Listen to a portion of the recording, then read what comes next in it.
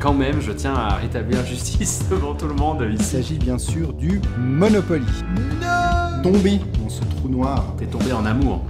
en amour du trou noir effectivement de Kickstarter. Ah, tu veux me donner des good news ou pas? Pas du tout, c'est un engine builder. Mais c'est un peu un des good news. Vous écoutez On joue-tu? On joue-tu ou bien On joue! Saison 2, épisode 24, le deck building. Salut tout le monde! Bienvenue dans l'épisode 24 de la saison 2 de On joue-tu? Le podcast. Ah, c'est mauvais. Donc voilà, on est tous là les trois aujourd'hui. Parce que c'est le dernier épisode de la deuxième saison. On hésitait entre la semaine prochaine ou cette semaine. Finalement, ça va être cette semaine. Et puis, on vous fera un petit retour sur la saison 2 lorsqu'on va commencer la saison 3. Et puis, donc, nous, on va revenir le 26 août, vendredi 26 août. Ça va peut-être changer parce que maintenant j'ai un différent horaire au boulot, donc peut-être que potentiellement la saison 3, les épisodes sortiront un autre jour que le vendredi, mais pour le moment, on va rester sur le vendredi pour au moins le premier épisode, donc le 26 août, c'est quand on va revenir en ondes. Je sais que vous allez vous ennuyer de nous, mais on a besoin d'une petite pause pour faire un peu le plein en jeux de société, puis en info, puis en news, hein, Bon, David? après, on va Oui, aussi c'est vrai. s'ennuyer de vous, hein, probablement. Hein.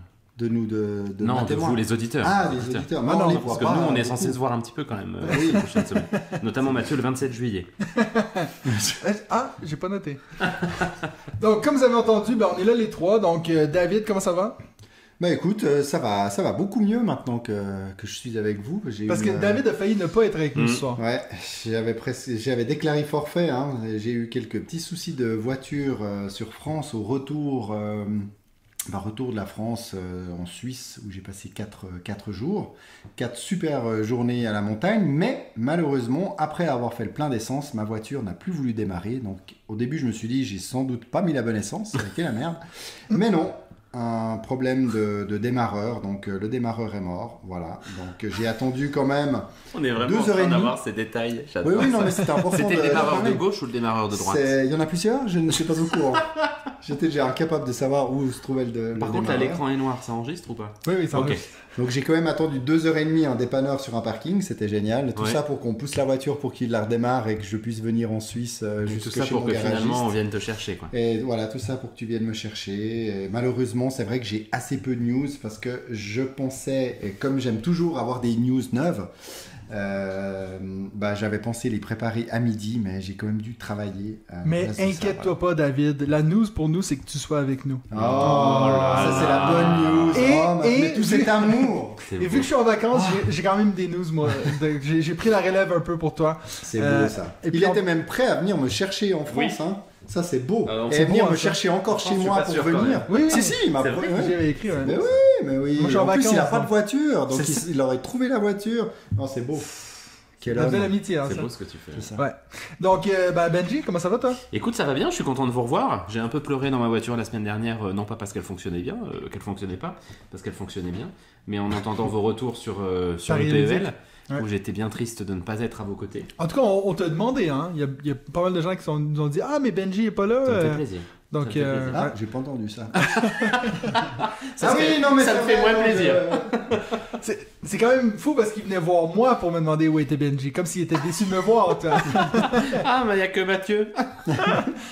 Donc, on est là les trois. Donc, moi, je vais prendre la relève. J'ai 3 petites news Moi, j'en ai une. pour aujourd'hui. Et puis, Benji en a une. Oui, on va une commencer avec une une et mienne. demie. Comme ça, on va finir avec la déception. Vous sentez le temps de la pause, là. La première chose que je voulais dire, c'est pas vraiment une news, mais c'est que, en fait, on vous a parlé, si vous avez suivi les mini-zodes, je pense qu'il y a 3 semaines maintenant, on avait parlé du top 5 jeux de Joss, qui nous avait parlé de Greenville 1989. Et puis, moi, j'avais dit que je connaissais pas ce jeu-là. Il y a un de nos auditeurs, qui s'appelle Michael Rebourg, qui m'a envoyé sa boîte. Il m'avait d'abord écrit un message pour dire est-ce que ça te ferait plaisir de recevoir cette boîte. Je l'ai remercié, j'ai reçu la boîte. C'est pas dans mes habitudes d'ouvrir une boîte tout de suite quand je la reçois, surtout quand elle est pas neuve, tu sais, pour dépuncher. Donc j'avais pas trop ouvert la boîte, je m'étais dit je vais attendre d'y jouer. Et puis on y a joué cette semaine et en fait en ouvrant la boîte, j'ai vu qu'il y avait déjà il avait écrit un petit mot dans la boîte et en plus de ça, il nous avait fait une carte spécial pour moi. Donc pour ceux qui connaissent pas le jeu Greenville, c'est un peu un jeu à la Mysterium où on a des cartes avec des scènes dessus. Et il y avait une carte qui avait le logo de On joue-tu dessus.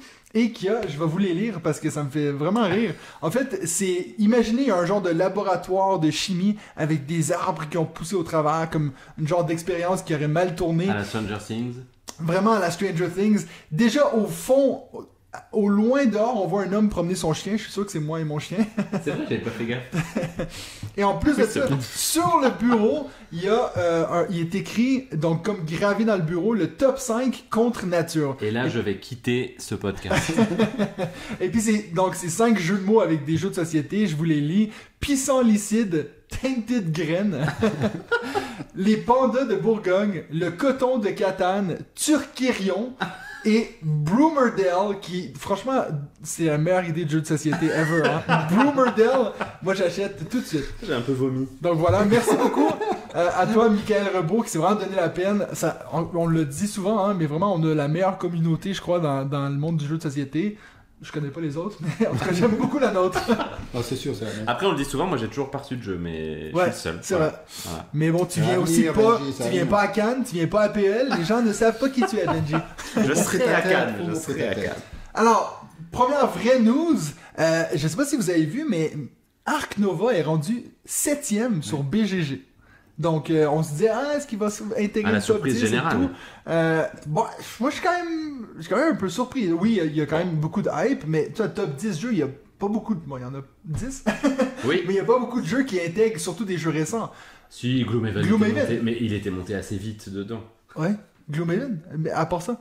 Attends 2 secondes, j'arrive. Je Non, c'est sors vrai le que moi top je 10. connais pas par cœur Alors, même de loin leur Je trouve que façon c'est de hyper classer compliqué aussi des d'aller jeux. en plus chercher ça. Forcément des jeux qui perdent un peu. Quoi, quand il y a la hype, je pense que ça monte très vite.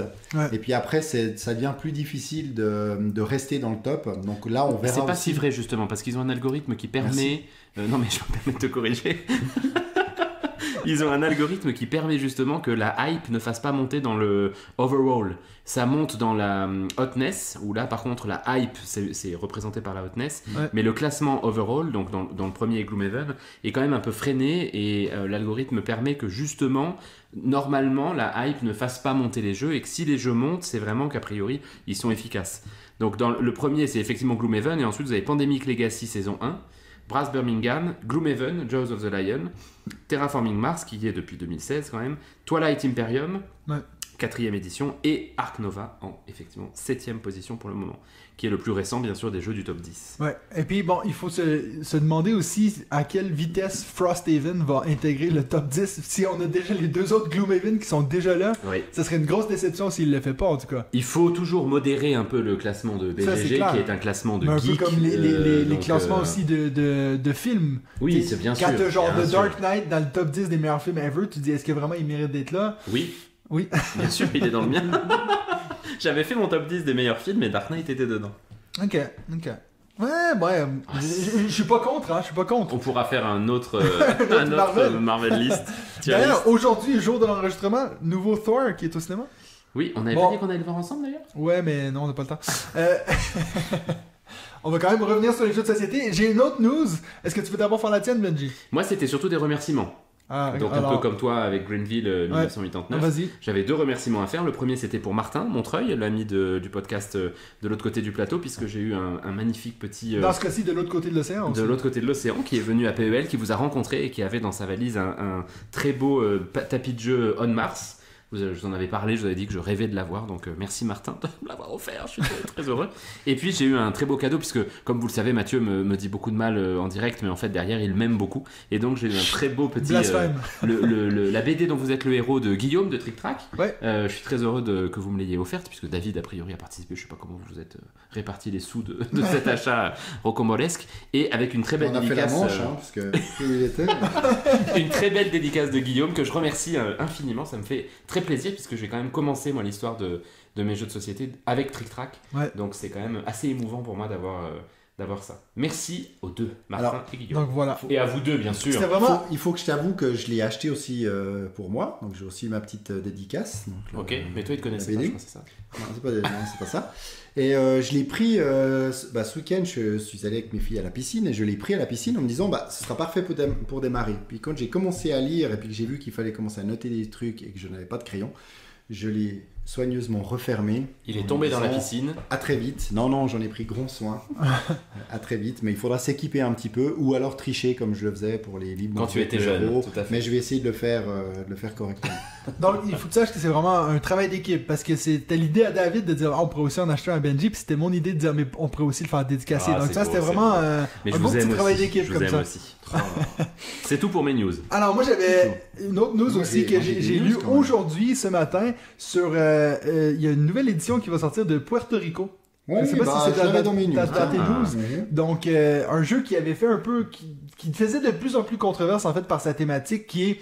Bon, moi, j'ai jamais joué à Puerto Rico, donc il faut s'il y a quelqu'un. Vous non plus? Si. Toi, t'as déjà joué? Oui. Donc, apparemment, il y a vraiment un élément un peu de c'est colonialiste, oui. Colonialiste, et puis on a des petits esclaves et tout. Et donc là, ils nous ressortent avec une nouvelle édition qui rethématise ça, qui s'appelle Puerto Rico 1897 ou 97. Donc, vu que j'ai vu que tu l'avais aussi enligné dans tes news, parle-nous en plus, David. Non, alors j'avais pas beaucoup de choses à dire en plus, si ce n'est que c'est illustré par Vincent Dutray. Ouais. Ce qui sera probablement plus joli que les premières éditions de Puerto Rico. Sans doute, effectivement, c'est chez Aléa, donc voilà, on se réjouit de voir cette réédition. Moi, je suis content de voir l'arrivée de ces jeux, de ces hits, et puis de les remettre au goût du jour, ça fait plaisir, parce que c'est pas forcément des jeux auxquels j'ai joué, et puis je les ai souvent dans ma wishlist. On les trouve plus neufs, alors on peut éventuellement trouver d'occasion. Je regarde beaucoup moins le marché de l'occasion, je dois avouer. Ouais, donc pour moi, il n'y a pas besoin de rethématiser le jeu, de le renommer, et puis d'envoyer dans l'espace un jeu comme Mombasa. Donc je suis content. Alors je suis pas d'accord avec ce qui vient d'être dit. Je pensais bien. Mombasa, qui est en train effectivement d'être réédité pour être thématisé dans un côté un peu plus, comment on pourrait dire, politiquement correct. Mais c'est une excellente idée pour moi de rethématiser n'importe quel jeu dans l'espace. Tu ferais un Ark Nova en Arch Nova into Space with Aliens, ce serait une excellente idée. Je vous avoue que Benji m'a passé une commande pour avoir des t-shirts avec Team Space, donc avec un petit astronaute. Donc on va vous annoncer ça lors de la saison 3, on va peut-être les mettre en vente, comme ça vous pouvez aussi montrer votre allégeance pour Team Space et Team Nature. Est-ce que tu as une autre news pour nous, David? Oui, j'ai quand même deux petites news. La première, c'est tout particulièrement pour Benji, qui est propriétaire de Terraforming Mars Ares Expedition. Tout à fait. N'est-ce pas? Que j'avais amené en vacances en famille en me disant ce sera le plus qu'on pourra jouer, et on n'y est pas arrivé. Non, on n'y est pas arrivé. Donc ils ont annoncé pour octobre 3 extensions. Oui. Voilà, donc pourquoi 3 extensions? Est-ce qu'elles vont être commercialisées pourquoi tu ne peux pas mettre tout ça dans la même boîte? Trop grosse boîte, sans doute. Alors la première, à mon avis, tu vas peut-être pas l'acheter parce que ce sera fondation pour permettre à très probablement 6. J'ai prévu de ne rien acheter de ces extensions. Mais à découverte 4 nouveaux modules. Ok, après il y a Crise, où c'est un défi plus relevé et coopératif. Donc là, ça m'intéresse pas ça peut du être... tout. Ok, bon, ça t'intéresse pas du tout.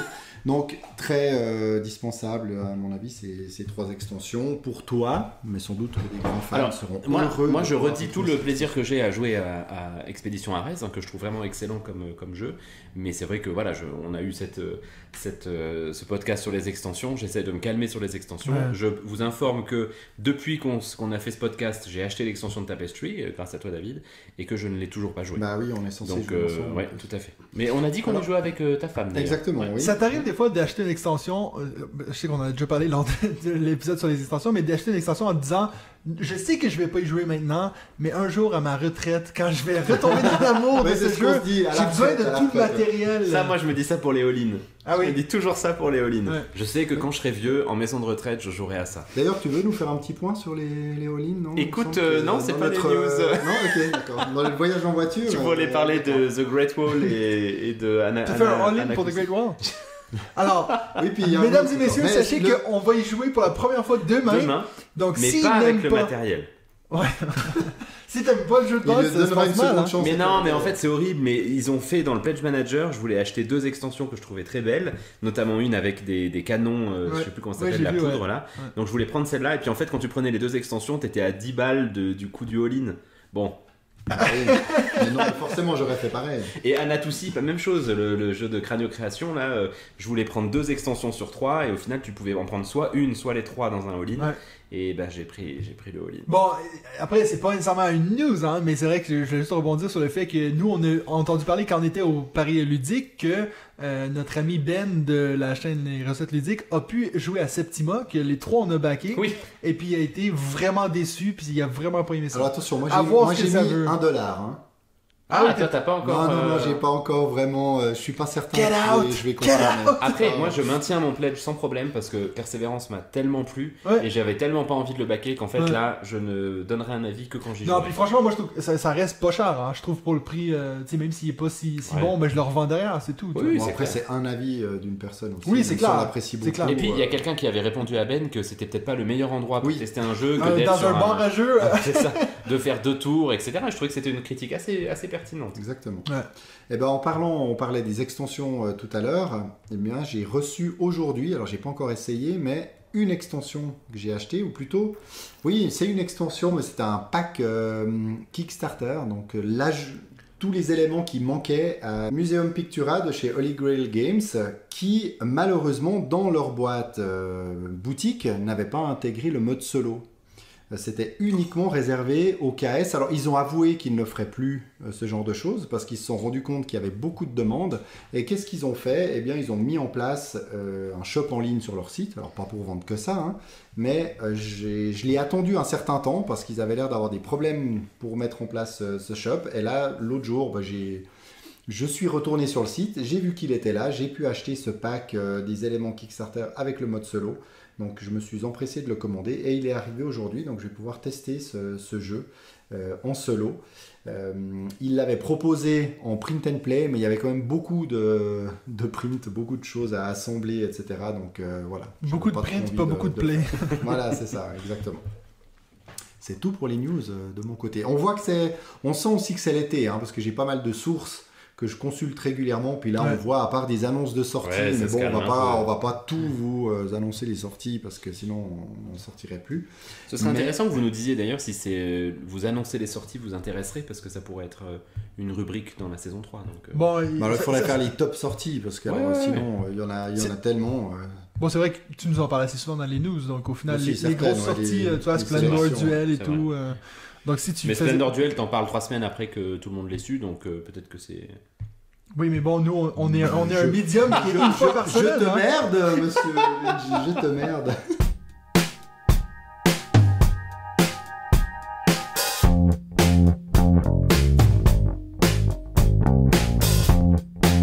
Alors, pour le premier segment, notre jeu de la semaine, je vais commencer parce que, en fait, c'est le segment que j'avais le plus out. Parce que, moi, comme je vous ai déjà dit, je sais plus si Alors j'en que ai t'es parlé dans le celui qui a podcast. joué le plus à des jeux de société ça. ces derniers jours. Ça Quoi. va être son proto. C'est- Mais en fait, je sais pas si j'en ai parlé dans le podcast, mais bref, ça fait, je vais être tout seul pendant 3 semaines. Je sais que j'en ai parlé dans une vidéo sur YouTube, mais je sais pas si j'en ai parlé dans le podcast. Ma femme est partie pendant 3 semaines faire une On va finir formation par en penser Amérique que du Sud. tu proposes à des gens de venir te voir. Non, non, pas du tout. Mais bref, donc je pense que déjà ça fait 10 jours que je suis D'accord. seul à la maison. Et, bon, puis je suis jamais seul en fait parce qu'à chaque soir j'ai des soirées jeux. Et le code de la Et- porte d'entrée est Non. 14-17. Sachez que j'ai déjà fait plus de parties de jeu, donc dans le mois de juillet, que dans tout mon mois de juin. Donc dans déjà les 2 premières semaines. Il est Puis pénible c'est quand la il dit ça, première je fois trouve. que Ça m'agace. je vais aller à l'encontre de mes propres règles et puis je vais avoir une mention honorable. Oh Je Donc, suis pas certain que ce tout soit la se première perd. fois en plus. Heureusement qu'on arrive à la fin de la saison parce que là, C'est vraiment- même Mathieu se permet ce genre de Ouais. truc. Non, mais en fait, c'est qu'il y a 2 jeux qui sont sortis de ma pile de la honte là, dans la dernière semaine, et puis je sais que là, c'est le dernier épisode, donc je pense pas que je vais en reparler au mois d'août. Le premier que je vais vous parler, que je vais vraiment aller rapidement, c'est Sommet, qui est un jeu que je vous avais parlé que... Summit. Non, non, Ouais. ça, c'est Sommet, pardon, excusez-moi. Ouais, c'est Sommet, ouais. Mais c'est le jeu que j'ai acheté parce que Trey Parker, le créateur de South Park, était allé sur The Dice Tower pour dire que c'était son jeu préféré. Donc je l'avais acheté pour le tester. On a joué à 5 personnes, donc à savoir que c'est un jeu coopératif où on essaie de atteindre le sommet d'une montagne. Et en fait, en gros, il faut simplement qu'une personne se rende au sommet, mette son drapeau et redescende. Donc il y a beaucoup de joueurs qui vont un peu se sacrifier parce que... nous au début on s'est un peu dit mais c'est trop facile ce jeu-là. En fait, arriver au sommet c'est plutôt facile, puis redescendre, c'est là que ça commence à devenir compliqué. Ça donne envie, hein, la boîte est lourde et tout. Ouais, puis le matériel est pas si mal. Les illustrations, je les trouve horribles. C'est vraiment un style assez particulier parce qu'ils ont essayé de faire un style où un peu tout est triangulaire pour un peu refléter la montagne, mais sur des personnes, c'est pas très beau. Bref. Et puis en fait, le jeu a été assez cool. Je pense que ça continue dans le sens que je suis pas quelqu'un qui est méga fan des jeux coopératifs. Je pense que c'est ça qui en ressort un peu. J'ai eu la même sensation avec Subterra, un autre jeu que j'avais joué récemment. Un peu la même sensation, à part être dans la montagne, t'es dans une caverne. C'est des jeux qui sont toujours cool, mais je me vois pas être genre, il faut trop qu'on fasse une soirée puis on joue à des jeux coop. Tu vois, je pense que c'est simplement pas le genre de jeu pour moi. Par contre, j'avoue que si j'avais à choisir entre Subterra et Sommet, je pense que je garderais Sommet. En plus, le jeu vient avec un mode compétitif aussi, donc tu peux le jouer soit coopératif ou compétitif. Après, si tu le joues compétitif, la thématique est un peu étrange parce qu'en général, j'ai jamais entendu parler de quelqu'un qui a essayé de taper sur les autres pendant qu'il montait une montagne. Ça devient un peu étrange. Mais on a quand même eu des beaux moments où il y a un certain moment où il a fallu qu'on détermine ok, ben c'est clairement toi qui vas se rendre au sommet parce que nous on allait tout crever avant. Et puis là, tu as le joueur qui commence à redescendre.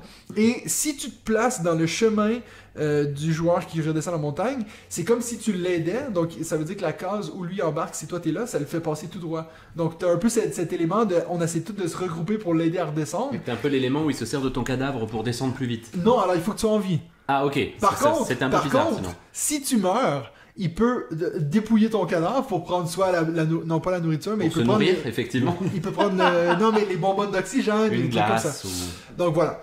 Donc ça c'est le jeu que je voulais pas vous parler. Le jeu que je veux vous parler, c'est Alma Mater. C'est un jeu que je suis en train de le regarder là, puis il est là. Tellement beau. Il est beau en plus, hein. Oui, il est beau. C'est un jeu que Benji m'a vendu parce que lui il se disait mais je vais jamais y jouer et tout, puis il me l'a vendu vraiment pas cher en plus. C'est un des meilleurs deals que j'ai fait de ma vie, je crois, en termes de jeux de société.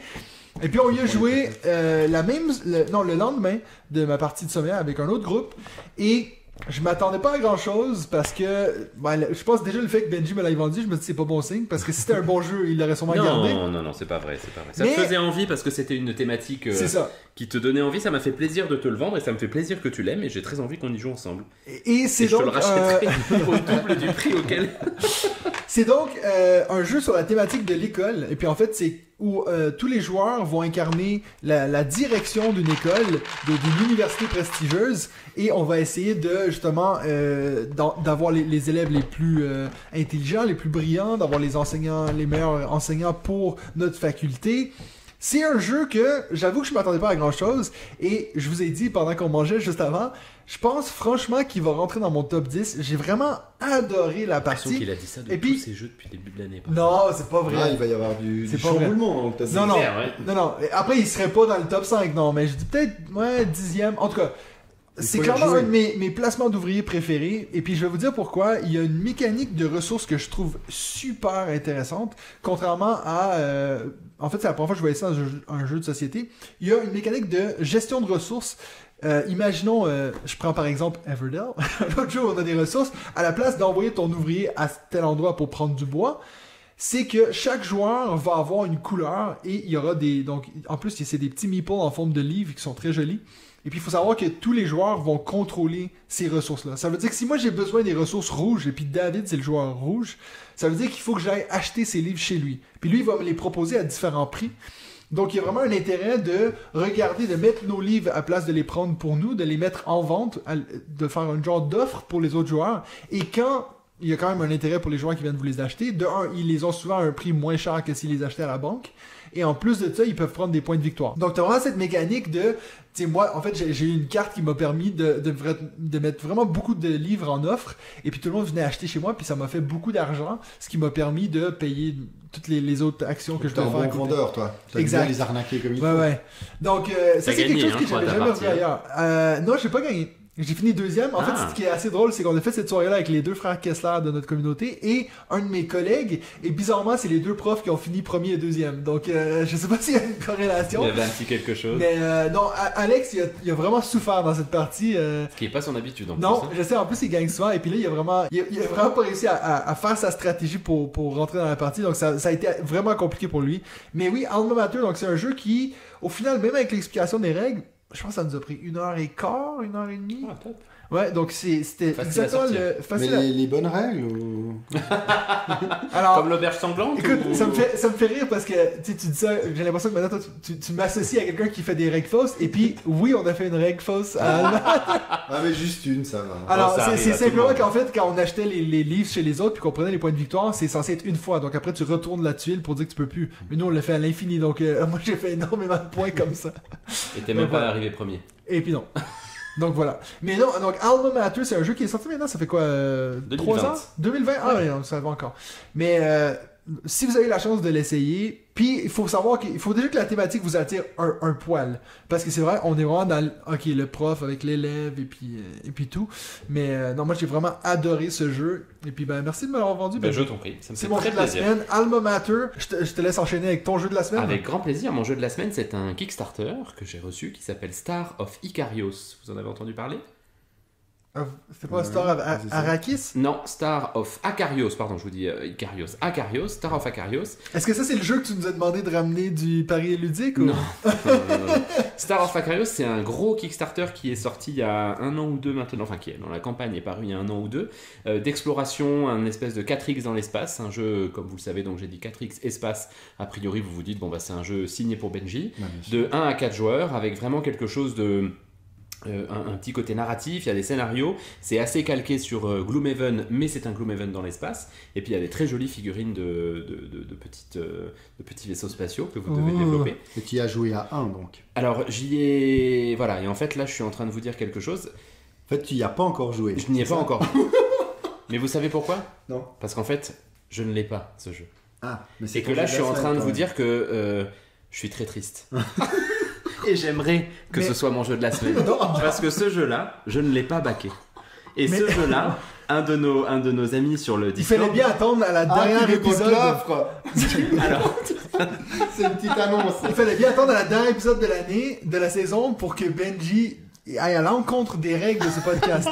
Ça serait un jeu qui te fait de l'œil, pas mais un non, jeu- mais il peut plus faire de l'œil, il est déjà sorti. Ce jeu, Vanny, notre ami du Discord et puis des hauts plateaux, l'a partagé sur le Discord. Et là, quand je l'ai vu, je me suis dit, mais juste comment c'est possible que ce jeu me soit passé sous mes radars? Il a l'air d'avoir tout ce que j'aime. Et puis en plus, les premiers retours des gens qui y jouent sont juste excellents, là, parce que depuis une semaine, tous les gens l'ont reçu de leur campagne Kickstarter. Et en fait, je crois, il y a 2 solutions. Soit vraiment, je l'ai pas du tout vu passer, ce que je n'expliquerai pas. Soit, je pense que je ne l'avais pas pris parce que je devais être en train de payer mon pledge de ISS Vanguard et je m'étais dit, bon, je vais pas prendre 2 jeux narratifs d'exploration spatiale. Et je peux vous dire qu'aujourd'hui, je le regrette, mais alors fortement. Au Et moins, donc, tu l'aurais reçu, celui-là. oui, c'est clair, déjà, d'une part. Et puis, je me suis donc abonné sur les alertes Ocaseo de ce jeu que je ne vais pas Mais encore donc c'est essayer celui-ci d'acheter. que tu nous avais demandé. Mais oui, bien Ah, sûr. mais alors, bien sûr. À savoir que Benji nous demande, et vu que vous allez au Paris ludique, il y a quelqu'un qui offre sur Ocasio. Qui vend. Qui vend sur Ocasio. Cher. Et puis on pouvait le prendre À au- Paris. à Paris Ouais. ludique. Il nous demande est-ce qu'on pourrait le ramener dans nos valises. Déjà, la boîte, elle doit être 12 fois la taille de Sur la valise. mon Je vous sac. confirme.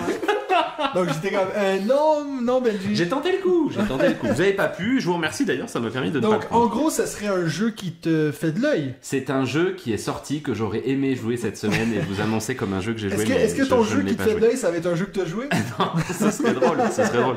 Non, mais en fait, je vais pas vous embêter longtemps sur les jeux de la semaine parce que moi j'étais donc en vacances, en famille, et j'ai amené essentiellement des petits jeux qu'on a Ah, mais beaucoup tu joué. nous as dit que c'est quoi le jeu qui a fait fureur là? Alors, Packet Chips a très bien marché. On a joué à Intrigue, et puis c'était un peu celui-là dont je voulais vous parler parce que je pense que je vous en ai jamais parlé. Non. Un trick, c'est un oui. jeu de 2 à 4 joueurs où vous avez une planche devant vous qui est votre château. Fred C nous en avait parlé. Il dans est le très livre. sympa et où vous avez 4 places dans lesquelles vous pouvez accueillir pour des loyers de plus en plus chers les personnages des joueurs adverses. Ouais.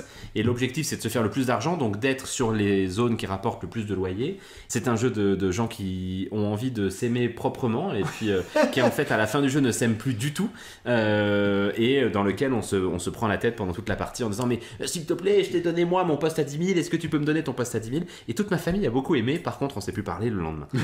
Donc c'était celui-là dont je voulais vous parler, que je vous recommande. Donc si tu vous vas leur aimez les sortir jeux. souvent en famille. Bah là plus trop je pense, mais on a beaucoup aimé. Mais The Mind aussi, non? On a sorti The Mind Ouais. et ça m'a tellement plu et les gens ont adoré Ouais. le jeu, ils ont dit mais c'est excellent, c'est extraordinaire. On a fait un loup-garou. Donc en fait, c'était tous les pires jeux. Tout ça c'était pour toi. Et puis le jeu qui a beaucoup marché c'est Time Bomb, alors je t'en ai déjà parlé et puis vraiment moi il n'y a pas un party game que je sorte qui fasse autant d'effets que Time Bomb. Vous Les étiez gens, combien on a Jeu joué de 5 à 8. Ok. Ah ouais. À 8 ça a été un peu plus rude parce que vraiment il y avait trop de monde et puis les gens disaient c'est difficile parce que je me concentre sur un ou deux, j'arrive pas trop à voir les autres, mais on a tellement ri. Encore une fois il y a eu une partie à laquelle je n'ai pas participé mais à laquelle a participé mon fiston où la bombe a été retournée toute première carte retournée c'était celle-là. Malgré les dizaines de parties que j'ai faites je me fais encore avoir et j'arrive encore à avoir des gens, donc Time Bomb c'est vraiment un T'as super déjà joué toi à party game. Cosmopolite? Non, mais vous en avez souvent parlé et Faudrait j'aimerais que tu bien le prennes qu'on en le fasse. vacances parce que c'est Ouais. le genre de truc avec des parents ou des trucs. T'es pas obligé d'être un fan de jeu pour aimer ce jeu, donc tu testeras ce jeu. Et puis moi j'avais quand même juste envie de réagir un petit peu au PEL parce qu'on n'en a pas trop Ouais. parlé, mais vous m'avez donné assez envie notamment sur 2 jeux. Le premier Ouais. c'est Acropolis, même si vous l'avez Ouais. pas classé finalement Non, mais il est très, très, très bien, hein. très bas dans votre... Je t'avoue que j'y repense très haut, beaucoup plutôt. depuis. Hein. Ok. Je pense qu'il va peut-être arriver dans ma En bibliothèque. fait, moi je le hein. trouve très très beau. Franchement, les qualités d'édition est assez top. Et puis le thème m'intéresse pas mal. Donc écoute, tiens-moi au courant si tu l'achètes. Peut-être que ça Ouais. m'évitera de le faire. Et puis, quand est-ce qu'on joue à Ancient Knowledge? Parce que là, quand je t'ai entendu, en plus on en a déjà parlé de ce jeu. Ouais. Et effectivement, je confirme, il a tout pour me plaire. Donc, C'est clair, ouais. je- Quand il a joué, à la fin, j'ai tout Et dit voilà. à David, j'ai dit Benji va Ah adorer oui, ça. oui, oui. Ah mais franchement, et puis franchement, la façon dont vous l'avez présenté, effectivement, je m'attends à beaucoup aimer. Puis bon, on l'a déjà fait la semaine dernière, mais Rémi Mathieu, créateur, très chouette la rencontre, Ouais. assez rigolo comme gars. Donc, Ce serait sympa de l'inviter peut-être. ouais. Il habite loin Mais il ou- m'avait dit qu'il venait peut-être en Suisse au Ah. mois d'août ou je sais plus. Donc, Au mois d'août. donc si tu viens, Attends. Je suis moi aussi célibataire, Rémi, la première semaine d'août. Tiens-moi au courant si tu es là. David, ton jeu de la semaine? Mon jeu de la semaine, c'est un vrai jeu de la semaine. Ouais. Et j'en ai C'est pour ça pas que j'avais d'autres. besoin que tu sois là, David. tu vois. J'ai besoin Exactement. de... Donc ce jeu c'est Maki, la deuxième édition Ouais, le jeu solo, de là. Maki, le oui. jeu solo, voilà, purement. M-A-Q-U-I-S. Ouais. Exactement. Pas comme le sushi. Un jeu, J'étais en train de chercher une petite boîte. un jeu purement solo. Ils avaient fait une première édition en print and play. Et ensuite, là, ils sont passés par Kickstarter pour faire... maintenant, on le trouve en boutique, hein, Ouais. mais très beau, très très beau matériel, un très bon jeu de placement d'ouvriers, avec aussi un petit côté de pousse ta chance, comme j'aime Ouais. bien le dire. Stop ou Donc, encore. exactement. Push your luck. comme on dit. Mais là, le pousse ta chance, je trouve que l'expression colle mieux à ce jeu. Donc, il faut savoir, alors, bon, l'histoire, après, oui, c'est pendant la guerre. On représente la résistance durant l'occupation nazie d'une ville française. Je ne dis pas que c'est Paris, on s'en fiche un peu. Le plateau représente 17 emplacements de la ville. Et puis, au départ, on a 3 résistants que l'on va devoir aller placer sur ces 17 emplacements. Mais à chaque fois qu'on va placer un résistant, on va ensuite placer un patrouilleur. Donc un patrouilleur nazi. Et puis, dans chaque partie, on a 2 missions à réaliser sur 18 fournies avec le jeu. Il y en a 14, plus il y avait une petite extension qui était avec, où il y en a 4 en Caprice, plus. bien sûr. C'était avec, de ok. toute façon, pour Kickstarter. Donc, on doit, pour réaliser ces missions, aller chercher certaines ressources sur des emplacements, éventuellement les échanger contre d'autres ressources sur d'autres emplacements, aller les livrer éventuellement à quelque part d'autre. Là, moi, j'avais une mission, c'est que je devais empoisonner les chiens des patrouilleurs allemands, et pour ça, je C'est pas devais gentil. livrer nourriture et médicaments 3 fois sur un emplacement dédié à la mission. Seulement, ce qui se passe, c'est que si vous allez fièrement avec votre résistant vous mettre à l'autre bout de la carte pour livrer très facilement ce que vous avez à livrer, il faut savoir que les patrouilleurs peuvent soit vous bloquez le chemin du retour parce que vous devez toujours avoir, pour récupérer vos résistants, il faut toujours qu'ils aient la possibilité, une fois que tous les résistants et tous les patrouilleurs ont été mis sur la carte, il faut qu'ils aient un moyen de rentrer. Si les 2 ou 3 chemins qui sont possibles pour rentrer sont bloqués, eh bien les résistants sont attrapés, capturés, et donc on perd des résistants, et au maximum on peut en obtenir 5. Donc il faut y aller vraiment progressivement. En perdre 5. On peut en avoir 5, et finalement, si tu perds les 5, t'as perdu. Quoi. Donc on doit y aller un petit peu progressivement, on doit occuper des emplacements sur la carte qui ne nous intéressent pas forcément, mais qui vont nous permettre d'ouvrir en fait un chemin du retour, parce que si on a un de nos personnages dessus, il ne peut pas y avoir un patrouilleur sur le même emplacement. Donc c'est vraiment intéressant, et quand je disais le côté stop ou encore, plutôt le pouce ta chance, où on se dit allez, je vais quand même aller me mettre à l'autre bout en espérant que les patrouilleurs ne vont pas me bloquer. Il faut savoir que quand vous avez vos 3 résistants qui sont placés et 2 ou 3 des patrouilleurs, et que vous avez encore un patrouilleur à placer, eh bien vous retournez, à chaque fois que vous placez un patrouilleur, vous retournez une carte sur laquelle il est indiqué 3 emplacements. Si les 3 emplacements sont déjà pris, eh bien c'est votre premier résistant qui se trouve sur ces emplacements qui saute. Donc voilà, il faut vraiment y aller, il faut trouver le bon dosage entre je prends des risques, je vais un petit peu plus loin, tout en sachant que je ne vais pas pouvoir forcément récupérer tous mes résistants. Donc c'est vraiment intéressant. Les missions ont l'air de devenir de plus en plus difficiles. Forcément, il y a des niveaux 0, 1, 2 ou 3. Pour l'instant, j'ai fait les deux niveaux 0, j'ai réussi facilement. Ensuite, j'ai fait 2 niveaux 1 que j'ai réussi, mais juste. Non, j'ai réussi, mais juste. Donc voilà, je me réjouis de tester les autres. En plus, c'est des parties de 15-20 minutes. Ça tourne vraiment bien. Donc très bien pensé, super matériel aussi. Donc voilà, je recommande vivement à ceux qui aiment les jeux solo. Je suis pas un grand fan des illustrations. J'avais vu le jeu passer. Je les trouve un peu... ouais, ça va. Après, il n'y a pas beaucoup de choses, mais le matériel est bien. Il y a plein de ressources, aussi plein de ressources différentes. Et ce qui est intéressant, c'est qu'en fonction des missions, il y a des choses totalement différentes à faire. Et c'est ça que je trouve vraiment très chouette.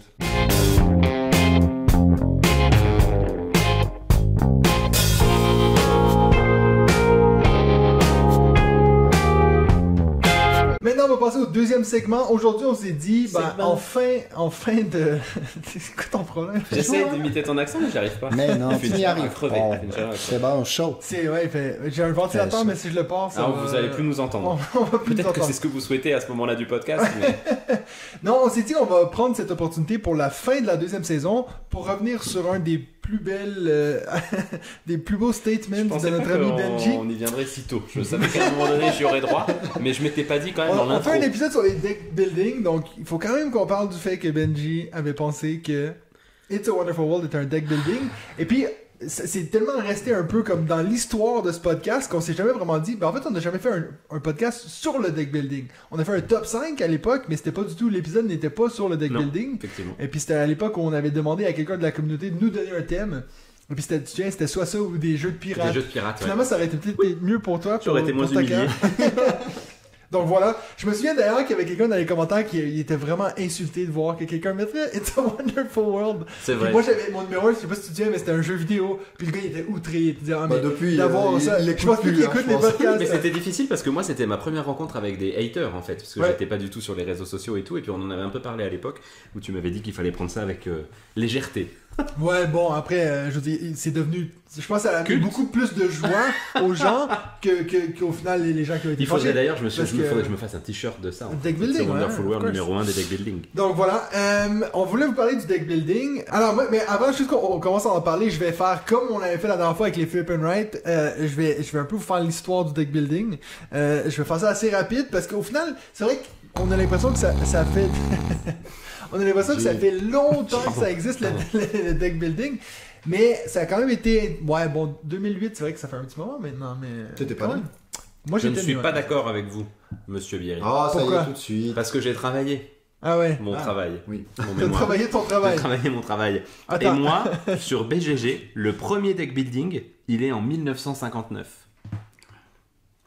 Ok. Oui, mais dites-nous en plus. Donc sur BGG, en fait, quand vous tapez deck building, la mécanique n'est pas que le deck building, c'est deck, back and pool building. Pool building, je sais pas, est-ce que tu builds des piscines ou... Non, pool, ça voudrait dire, exemple, un ensemble que tu as sur toi. Ah, pardon. Un ensemble. Vous tombez sur 4259 jeux, donc il y en a un petit nombre. Et quand vous faites le tri par date, il y en a un certain nombre qui ne sont pas datés, mais le tout premier qui sort, c'est 1959. Et c'est Varsity Quarterback. Et c'est un jeu de deck building, alors de deck building a priori modéré, parce qu'il n'y a pas beaucoup de cartes, mais où vous devez manager une équipe de football américain en fait. Et ça, c'est les prémices du deck building. Mais effectivement, je pense que le deck building au sens moderne tel que l'on l'entend, probablement que le premier un peu officiel, c'est quand même Dominion. Ouais. Ah, parce que, je veux dire, en tout cas, je vais vous raconter un peu l'histoire de Dominion parce que j'ai un peu lu sur comment il est venu à l'idée, puis je pense pas que ça vient du football américain. Donc, parce qu'en fait, l'idée est venue donc en 2003 déjà, donc pour te montrer à quel point ça peut être long entre le moment où ton prototype commence à être fait et puis quand il sort en boutique. Donc, en 2003, on parle de Donald X Vaccarino, qui est celui qui a créé Dominion. Bien sûr, je vais parler de Dominion, of course. Mais ce qui est intéressant à savoir... de deck building. C'est ça. Ce qui est intéressant à savoir, c'est que lui, il avait eu l'idée de faire un jeu de dungeon crawler où on pourrait avancer avec des cartes. Et puis lui, vraiment, son but, c'était d'avoir que chaque joueur aurait leur propre paquet individuel où, exemple, tu sors une carte puis ça fait, 3 dégâts au monstre, simplement. Puis lui, il s'est dit, ça pourrait être cool d'avoir une façon de s'améliorer. Je pense qu'il doit avoir pris ça un peu des jeux vidéo, cette idée que tu deviens de plus en plus fort, ou même du Donjon et Dragon, ou des choses comme ça, d'améliorer ton personnage. Puis il s'est dit, mais comment on pourrait faire ça? Donc là, il est sorti avec l'idée de, on va finalement améliorer notre deck, améliorer nos capacités. Et puis c'est là qu'il a décidé en fait de laisser tomber le côté Dungeon Crawl. Et c'est là que Dominion a vu le jour, donc en 2008, donc 5 ans plus tard. Et je lisais dans les recherches que j'ai fait, parce que quand il est sorti, il a comme gagné tous les prix. Il avait gagné le Spiel, il avait gagné plein d'autres prix, puis il avait été interviewé pour dire est-ce qu'il est étonné du succès du jeu, puis il a dit oui, je pourrais être humble, puis il dira non, oui, totalement, mais en fait il disait le moment où j'ai commencé à le faire tester ce jeu-là à des gens, j'ai tout de suite vu il y a un truc là, parce que les gens ils venaient fous, puis ils étaient comme oh mon dieu c'est tellement génial, ils veulent en refaire un. Donc ça c'est le premier vraiment, je veux dire, à chaque fois qu'on parle de deck building, les gens nous disent oui mais Dominion, que d'ailleurs on n'a toujours pas joué, moi et David. Mais par la suite, on a en 2014 la sortie de Star Realms, un jeu que nous on connaît puis on a déjà parlé plusieurs fois. Une chose que je savais pas. Vous avez testé Hero Realms il y a pas longtemps d'ailleurs. Récemment, ouais. Et puis une chose que je savais pas mais que j'ai vu dans mes recherches, c'est qu'en fait Star Realms a été créé par 2 joueurs de Magic. D'ailleurs des champions du monde, ils avaient gagné des tournois et tout. Et puis eux se sont dit, ils sont partis de l'idée de comment est-ce qu'on peut rendre l'expérience Magic accessible à tous, dans le sens que t'es pas obligé d'avoir dépensé plus d'argent ou avoir un meilleur deck, mais c'est vraiment tout vient dans la même boîte. Mais parce que c'est vrai que est-ce qu'on peut se poser la question que Magic ce soit un deck building en fait? En fait c'est ce qu'on appelle un LCG, un Living Card Game, un peu comme Marvel Champions apparemment, que j'ai pas encore joué, ou Horror Arcane, cette idée que tu améliores ton deck en achetant des nouveaux boosters. De partie en partie. Tu recommences pas forcément acheter. Alors oui, dans ces jeux-là tu achètes, mais il y a quand même une différence entre justement ce mode de jeu où tu prépares ton deck avant de démarrer la partie. C'est ça. En principe, après ton deck ne va pas évoluer pendant la partie. C'est-à-dire que toute ta partie, entre guillemets, deck building se fait en amont. C'est ça. Alors que la vraie mécanique de deck building, c'est chacun commence avec un deck en principe assez sur le même pied d'égalité au final. Ouais, quasiment identique, voire dans certains jeux un peu différents, mais toujours de même niveau. Et puis ensuite, tu l'améliores en cours de partie où tu as cette montée en puissance. Donc, tu n'as pas un effort, entre guillemets, à faire en amont.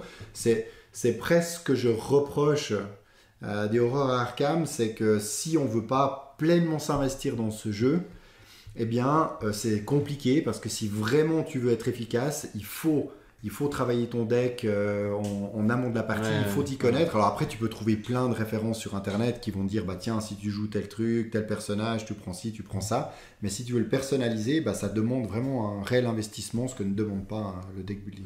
Ouais, et j'ai toujours vu ça comme si, exemple, le deck building, c'était comme le petit frère du Living Card Game. Dans le sens que je suis sûr qu'exemple, il y a un plafond plus haut à atteindre avec des Living Card Games. Tu peux avoir des sensations. Je pense que vraiment, si tu t'investis à 100%, tu peux avoir des sensations que tu n'auras jamais dans un deck building. Mais tu sors Magic demain, hey, on joue à une partie, je pense pas que ça accroche autant que hey, on sort un Clank, hey, on sort, tu vois. Donc je pense que le deck building, en fait, ce que ça l'a fait, c'est que ça l'a créé justement une façon, comme tu le disais, de mettre un peu tout le monde sur le même pied d'égalité. Oui, c'est beaucoup plus Et accessible. puis, si tu gagnes, ça veut dire qu'on est parti tout au même pied d'égalité, puis toi, t'as mieux optimisé Au cours de les la actions, partie. c'est ça. Ouais. Parce que, moi, j'ai jamais joué à Magic. J'avais, je le regarde en ce moment avec toutes les dés, là. J'avais Marvel Dice Masters, que ça s'appelle. Où ça, c'était un jeu où je pense que si j'avais vraiment parti en tournoi, puis je pense que j'aurais adoré de fou. Mais pour finir, j'ai jamais trouvé d'autres gens qui jouaient. J'ai pas eu les bonnes sensations. Donc au final, si je sortais ça avec des gens, ils comprenaient rien de ce qui se passait, tu vois. Donc t'as pas ce même niveau d'accessibilité. D'investissement. C'est ça. On revient à ce terme C'est mot-clé de la saison 2. Le mot-clé de la saison 2, investissement. Merci de l'avoir plugué pendant la saison 2. C'est important. Donc voilà. Puis bon, là, tu vois, je parle de 2014 pour Star Realms, qui a déjà, ben là, on a su récemment qu'il va y avoir un mode Legacy qui va sortir bientôt. Donc encore très d'actualité. Au final, c'est vrai qu'on retourne pas si loin que ça pour faire l'histoire du deck building. On peut aussi parler, je vais juste rapidement nommer 2-3 jeux que après je vous passe la parole. Legendary Marvel, qui a été un peu le premier gros jeu à sortir qui a introduit le deck building, mais en plus de ça, d'avoir l'aspect coopératif qui a été réutilisé plus tard par Aeon's End, of course, donc en 2017, qui a fait aussi un gros buzz. Et puis on peut pas parler de deck building sans parler de Clank, qui, of course, était un des jeux forts, surtout plus moderne. Bon, Dominion, on dirait que c'est encore moderne, mais je pense qu'il se joue encore beaucoup aujourd'hui. Je pense qu'on peut difficilement dire que Dominion est moderne. Bon, 2008, et j'ai bien aimé que Théo Rivière te le dise d'ailleurs, que finalement, il faudrait. C'est lui qui t'a dit ça, oui. je crois. Qu'il faudrait peut-être pas que vous y jouiez. Dominion, ouais. Je suis quand même assez d'accord parce que ça a vieilli. Ouais. C'était un excellent jeu en 2008 parce que c'était le premier de ce niveau-là. Mais clairement, depuis, en fait, tu joues à Dominion, tu ne joues que à un deck building assez long et sans aucune autre saveur. Et puis vous deux qui avez joué quand même à plein d'autres jeux, notamment intégrant la mécanique du deck building, je pense que ce serait assez difficile de sortir Dominion aujourd'hui en fait. Puis assez drôle parce que quand tu y penses, en fait, Clank qui est sorti en 2016, c'est drôle parce que qu'est-ce que lui a amené de nouveau? Il a amené l'aspect Dungeon Crawl, qui était l'élément qu'il voulait. C'est assez drôle. Je sais pas si le créateur, il a dit mais en fait c'est ce que j'aurais dû faire. Bref, mais je pense. C'est dire moi je vais te le mettre mon Dungeon Crawl dans un jeu. Puis je me demande si justement Paul Dennen, celui qui a écrit Clank, avait vu cette interview-là puis il s'est dit mais peut-être que moi je vais réussir à le faire. Tu vois, je sais pas. À voir s'il y a une petite corrélation entre les deux. Bien sûr, c'est inévitable que si une mécanique devient méga populaire, on va l'intégrer dans du Dungeon Crawl. Donc ça c'est pas incroyable. Mais donc voilà. Puis bon, je vous en ai parlé quand on avait fait le top 5 sur le deck building. Maintenant, c'est même intégré dans les jeux vidéo. Donc Slay the Spire, qui est sorti en 2019, qui est un petit jeu indépendant sur des gars qui étaient fans de tous ces jeux dont on vient de vous nommer, qui ont essayé de l'intégrer dans les jeux vidéo, qui a fait un carton de malade, qui ont vendu je sais plus trop combien de copies. Donc assez intéressant de voir toutes ces mécaniques qui finalement se jumellent. Puis bon, je vais vous laisser parler maintenant parce que j'ai l'impression que c'est un peu long. En même temps, il a un peu tout dit. Non, j'en ai d'autres à dire. Alors, moi, c'est vrai que ce que j'apprécie tout particulièrement dans le... Non, pas tout de suite. Dans le deck building, c'est cette montée en puissance. C'est de sentir au début qu'on ne peut pas faire grand-chose, qu'on échange 2-3 cartes, qu'on fait comme ci, comme ça. Et puis que petit à petit, on a des cartes très très fortes, des combinaisons de cartes qui deviennent assez incroyables. Parfois, ma plus grande frustration, c'est au moment où le jeu se finit, où je me dis, mais pourtant, c'est maintenant que j'aurais envie de continuer parce que j'ai tellement la combinaison de cartes idéale que c'est presque un peu la frustration. C'est d'ailleurs ce que tu m'avais dit quand on a joué à Hero Realms, il me semble. Ouais, exactement. Moi, je pensais en plus que j'allais me prendre une branlée de ta part, et puis tout d'un coup, j'ai eu les cartes qu'il fallait, qui sont sorties, les combinaisons, et puis ça c'est fini assez vite.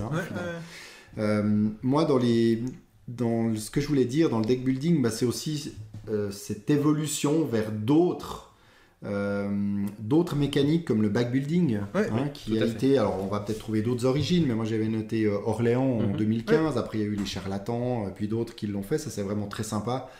Surtout avec ce côté du sac où on va piocher des éléments, c'est toujours quelque chose d'apprécié aussi bien par les petits que les grands. Et puis il y a ce card building par Mystic Vale où finalement on a les mêmes cartes du début à la fin, mais c'est les cartes qui montent en puissance en y glissant des éléments. Donc c'est des cartes transparentes dans lesquelles on met d'autres cartes. Et ça c'est aussi une très bonne idée. Et il y a le coin building. Avec Maintenant, avec Nidavellir, Nidavellir, exactement. notamment, ouais. Exactement. L'évolution de ton deck de pièces finalement, Ouais. qui est aussi cool. Hein. À voir ce qui sera le prochain building, quoi. Oui, c'est clair. Parce que c'est vrai que quand tu dis coin building, avant que Nidavellir existe, je pense que tout le monde t'aurait dit, mais de quoi tu parles? Oui, mais ça c'était pour moi la grande invention de Nidavellir, c'est ça. Ouais, Mais il y a C'est aussi vraiment les- le principe de quoi, coin déjà, building. avec les dés, là. Le dice Ouais, mais building. comment Ah, ben dans C'est- Dice Dans Forge. Dice Forge, ouais. Ouais. C'est du dice crafting. Ouais. Je crois Dice qu'ils appellent crafting, ça. exactement, ouais. Où tu améliores ton dé au fur et à mesure.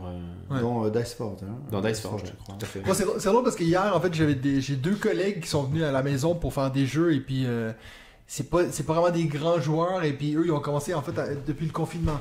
Puis c'est là qu'ils se sont vraiment intéressés aux jeux de société puis ils partaient puis souvent je leur prête un jeu ou deux puis en fait je leur dis ouais je sais pas est-ce que vous aimez ça le deck building et puis ils m'ont fait quoi? Puis ils savaient pas ce que c'était. Puis en fait, je me suis rendu compte à quel point j'étais excité du fait qu'ils savaient pas ce que c'était, tu sais. Puis moi, je leur ai dit, mais tout de suite, je leur ai prêté Hero Realms d'ailleurs. Parce que je me disais, tu sais, le bon prof en moi, je me disais, faut que tu commences avec un truc light avant. Tu peux pas juste leur balancer Clank, tu vois. Faut que tu dises, ben regarde, commence Ah, déjà. tu penses? Parce que Non, mais moi, c'est plus dans le sens que si tu leur balances Clank, puis après tu leur montres Hero Realms. Il y a les règles quand même. Il y a peut-être un peu, c'est peut-être moins intéressant. Tandis que là, tu te dis, ben, essayez déjà la base de la base. Si vous aimez pas ça, je vais pas vous montrer plus haut, tu vois. Moi, c'est comme ça que je le vois. Puis, ben, en fait, c'était un 2 en 1 parce qu'en plus de ça, il avait jamais joué à aucun jeu à cocher. Donc, moi, j'étais comme, hey guys. Donc, je À l'avais quand le prêté. deck building à cocher? C'est ça? Eh, c'est vrai. Ça va peut- venir, ça hein, existe ça va pas, venir. je pense. bah, je pense J'ai pas, pas il faut de qu'on genre. l'invente. Tu viens de lancer Qu'on l'idée, l'invente. là. Ça veut dire qu'aussitôt que ça existe, on va dire. Ça me fait penser dans les jeux pour initier des personnes au deck building. Il y a T42. Ouais. Oui. Ou, Space Cowboys. chez les Space Co, exactement. Alors là, c'est pur jeu à deux, mais. Space ils sont- Cowboys. Parce que Space Oui. Co, c'est une vache et c'est C'est- les jeux c'est pour pour le- enfants. c'est pour les gens. oui, Ça, c'est Space exactement. Cowboys, tu vois. Space Cowboys, pardon. Ce qui est intéressant avec T42, c'est qu'ils sont partis de la mécanique de la bataille. Ah. Donc un simple jeu de bataille. Donc à la base, pas très intéressant. On retourne une carte. Hein. Sauf que là, dans T42, eh bien, notre deck de cartes eh bien, monte en puissance avec des cartes que l'on peut acheter. Et c'est là où c'est très intéressant, c'est qu'il y a toute une partie en fait de gestion de ressources entre guillemets, mais de pouvoir acheter des cartes plus puissantes pour avoir un deck puissant, pour pouvoir battre son adversaire. Et franchement, comme petit jeu à deux pour s'initier au deck building, c'est très efficace et j'aime toujours beaucoup ce jeu. Je le sors pas si souvent que ça, mais à chaque fois que je le sors, j'ai du plaisir. En plus, le matériel est très chouette. Et puis, ben, Benji, toi, je pense que entre nous trois, t'es celui qui est un peu le moins adepte. Oui, du deck et building. puis j'essaye toujours de réfléchir à pourquoi, hein, parce que dans le fond, il y a des moments où je prends quand même pas mal de plaisir avec ce genre de jeu. Typiquement, Star Realms, c'est vraiment un jeu dans lequel je m'éclate pas Passer dans mal. l'espace. Alors, non, peut-être, mais Hero Realms, j'avais joué aussi, et puis j'aime beaucoup. Pourtant, c'est du pur et dur. Toi qui Oui, oui, disais, t'aimes mais bien c'est du quand pur c'est et dur, intégré dans c'est du pur et dur de dans 10 autre minutes. chose. Ouais, ça, Et en c'est fait, vrai. ça, je pense que ça change tout. C'est vraiment, comme tu dis exactement, j'adore épurer mon deck et j'adore monter en puissance et j'ai la même frustration que toi. À la fin, j'aurais envie, et d'ailleurs, ça m'est arrivé par moment de faire souffrir l'adversaire juste parce que tu prends du plaisir à avoir tes gros vaisseaux dans la main ou tes gros héros dans Hero Realms. Et ça, je trouve que c'est très agréable. Peut-être que, en réfléchissant au thème, je m'étais dit, il y a une chose qui me frustre un peu, je pense, c'est quand même le hasard de la pioche. C'est qu'il y a souvent une rivière de cartes, et puis que la rivière de cartes, bah, selon le moment où tu vas jouer, il y a une bonne carte qui va sortir, et puis elle n'est pas pour toi, ou elle est pour toi. Et d'ailleurs, au moment où tu racontais toi ton expérience ça de y est. deck building, Ça revient. je ne pouvais que penser à cette dernière partie de Clank qu'on a faite avec David et son épouse. Clank Legacy. Clank Legacy. C'est du talent, et c'est Karine, du talent. où David nous a mis mais une rouste avec un nombre de points. Moi, je suis d'ailleurs très curieux de connaître les scores que vous faites les uns les autres, parce que David, je le retrouve très rapidement et je vous dis, tu avais fait combien? 170. 178, je crois. David avait fait, ouais, c'est ça, 170 à 180 points. Moi, j'avais fait une partie que je trouvais plutôt bonne. Hein. J'avais fait 120 points, c'est mon meilleur score à ce jour. Alors, peut-être que c'est nul, hein, mais du coup, on était plutôt contents. Et en fait, c'est sûr que tu as joué super bien. Et en même temps, tu as eu au début du jeu une bonne chance, en fait, avec une bonne pioche qui est sortie, à un moment où, en plus, dans ta main, tu avais de quoi acheter cette bonne carte. Et je ne veux surtout pas dire, j'ai tout à fait conscience qu'une carte ne fait pas tout, mais il n'empêche que ça me frustre un peu à chaque fois parce que cette carte ne serait pas sortie, la partie aurait été différente, et cette carte serait sortie pour d'autres, la partie aurait été différente, et ça tu peux rien y faire. Et c'est le hasard de la rivière, et je pense que le hasard de la Ouais, rivière m'agace un petit sais peu. ce qu'on va faire 170 points, c'est énorme. Tu sais ce qu'on va faire On pour est la d'accord? tu sais ce qu'on Nous, va on faire a pour fait la plus de prochaine parties que vous, on a presque fini la campagne, puis c'est moi qui ai le high score, j'ai 126. Bah moi j'ai fait 126 ou 125 là sur la dernière partie. Et j'ai eu conscience de faire une bonne partie. Tu sais ce qu'on va faire pour la prochaine partie? À chaque fois que je vais jouer, vous allez m'interdire de prendre une des cartes de la rivière. Non, il faut pas. Il y aura une carte où vous allez dire ça tu prends pas. Encore une fois, j'ai bien conscience que c'est pas que ça et que tu joues très bien. En plus, David à Clank notamment, mais t'as vraiment à chaque fois un bon deck avec notamment une bonne capacité de pioche. Et puis ça, dans le deck building, je pense que c'est le plus important. Il faut des cartes qui te font piocher et des cartes qui t'épurent ton deck. Ouais. Il y a certains jeux de deck building d'ailleurs où je trouve que finalement t'épures pas assez ton deck. Ouais. Le premier qui me vient à l'esprit, c'est presque mon préféré, c'est Dune Imperium. Ouais. Où finalement t'as peu de cartes pour épurer ton deck. Mais en même temps, dans Dune Imperium, la mécanique de deck building, elle est totalement secondaire. En réfléchissant à ce truc avant, je me disais, elle est nettement secondaire. D'abord parce qu'il y a le placement d'ouvriers. Et ensuite, parce qu'en plus, dans ton deck building, tu ne peux pas juste builder ton deck, tu as aussi besoin de regarder quelles actions les cartes vont te permettre d'acheter. Ouais. Donc, c'est pas un deck building si simple, mais je pense que ces trucs-là, le hasard qui me frustre pas mal, et puis malgré tout, le côté un peu répétitif de cette mécanique, fait que c'est effectivement pas un truc vers lequel j'ai envie de me précipiter. Ouais. Il n'empêche que, comme tu le disais très très bien avant, je le répète, mais je suis tout à fait d'accord avec toi, il y a un plaisir dans la montée en puissance qui est très agréable, et puis c'est une mécanique, quand ton deck tourne bien et que tu as bien réussi à jouer, bah, tu prends pas mal de plaisir, hein, et Clank est un super jeu pour ça, parce que quand tu as un deck bien construit, c'est sûr qu'à chaque tour tu te fais plaisir. Mais peut-être que justement c'est pour ça que peut-être que toi t'apprécies plus un jeu qui va utiliser le deck building, mais pas qu'il y ait que ça. Je pense. C'est comme un Dune Imperium ou un Narak. C'est vrai que cette montée, c'est vrai que moi cette montée en puissance, ça me fait un peu le même effet que des jeux où on se construit un moteur. Tu sais, au début, tu produis juste une ressource avec difficulté, puis au bout d'un moment où tu produis une ressource qui en produit une autre, etc., et puis ça s'enchaîne dans tous les sens. Mais tu vois, j'ai envie de dire que dans des constructions de moteurs, si ça repose aussi sur une grande partie de hasard avec une rivière, je vais probablement être frustré. Et puis le premier jeu qui me vient à l'esprit à l'inverse de ça, c'est Furnace, donc les hauts fourneaux par exemple, où les hauts fourneaux, tu as un système. T'as un système d'enchères qui te permet justement de ne pas laisser la place que au hasard. Il y a du hasard, c'est évident. Si t'es premier joueur, tu joues la première enchère, tout ça, mais c'est quand même nettement moins important que dans un jeu de deck building pur où cette putain de rivière, potentiellement, elle peut être très frustrante. Ouais. Et dans Dune Imperium, elle peut être très frustrante parce que tu peux avoir des super cartes qui sortent, mais comme dans le fond, c'est pas du tout la seule chose qui est importante pour jouer, je trouve que ça passe un peu moins et le hasard est moins violent à vivre. Mais nous, c'est drôle en fait parce que pendant que tu racontais ton expérience à Clank Legacy, nous, on le joue à 3 avec Hugo puis un autre ami qui s'appelle Max. Puis lui, ça fait 3 parties de suite. Déjà, quand on tire au hasard, il est toujours 3e. Et puis, c'est toujours... Nous, on lui laisse les pires cartes. Puis, tu sais, ça se ramasse souvent qu'il y a beaucoup d'ennemis. Tu sais, quand il y a beaucoup d'ennemis dans la rivière, ben, ça lui donne moins de choix d'action. Puis, c'est vrai qu'il s'en vient à un point où ça le fait presque chier de jouer maintenant. Parce que... Puis, au début, nous, on dit, ouais, mais c'est le jeu. Mais c'est vrai que là, ça fait quand même 3 parties de suite que c'est un hasard total. Hein? C'est pas le jeu qui est contre lui. Mais tu te dis... Il est vraiment pas chanceux dans la pioche. Ça fait partie du jeu, hein. Mais c'est vrai que je pense que le côté legacy du fait où t'enchaînes les parties fait que je pense que ça te reste en tête plus. Ouais, si tu fais 3-4 jeux différents de deck building puis ça t'arrive, je pense pas que tu vas l'associer au jeu. Tandis que là, c'est qu'on fait 3 parties de suite où tu as 3 fois les mêmes situations, tu te dis il y aura un problème, tu vois. Et puis du coup, je pense que sur une partie de 5 ou 10 minutes, comme un Star Realms ou un Hero Realms, en fait, c'est pas grave. Tu t'en fous, tu vois, tu as une mauvaise pioche, ça dure 5 minutes, tu joues une partie d'après. Alors que Clank Legacy, t'en as 1h30, 2 heures ou 3 heures de partie. Franchement, sur 1h30 où t'en chies et où t'as un deck de merde, c'est assez frustrant, en fait. Ouais. Et je pense que tu le ressens parce qu'effectivement, nous, on joue moins bien. Je pense qu'il faut aussi le dire, il n'y a pas que la question de on joue moins bien et David joue super bien. Mais sauf que du coup, la dernière partie qu'on a faite, il y avait une certaine tension autour de la table parce que à chaque sortie de carte de David, c'était ouf ce que tu faisais.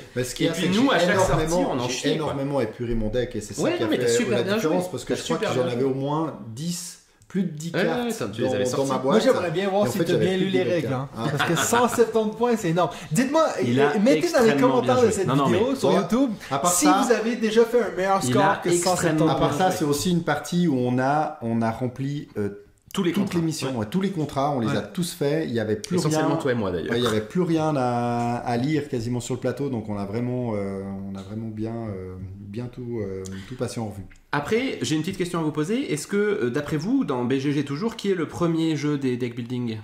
Bah, ça dépend. Est-ce que c'est avec une composante deck building? C'est avec une composante deck building. Bah, Gloomhaven. C'est Gloomhaven. Ouais, mais alors là, tu vois, c'est là où moi je suis moyennement d'accord. Parce que finalement, pour moi, c'est pas du deck building parce que dans la partie. J'ai pas joué donc. Dans la partie, on se retrouve plutôt Sur du LCG en fait. Voilà. C'est comme sur, Parce que sur Marvel Champions. pendant ta partie, tes cartes ne vont pas changer. C'est avant de commencer la partie ou à la fin de l'autre où tu vas pouvoir éventuellement prendre une carte en plus, enlever une de tes cartes. Donc tu vas préparer ton deck. Ouais. Mais je trouve assez étonnant justement qu'il l'ait mis là-dedans. Après, c'est vrai qu'il y a des jeux, ils ont 26 12 mécaniques qui sont après, rattachées. j'ai fait la même recherche que toi. Le deuxième, c'est Great Western Trail, qui Mais est là- 13e. Est-ce que moi j'ai jamais joué? Oui. Est-ce qu'il y a vraiment Là, il y a une- clairement une mécanique de deck building parce que, encore une fois, pas que, hein, loin de là. Et d'ailleurs, ce jeu-là, moi, je le trouve génial.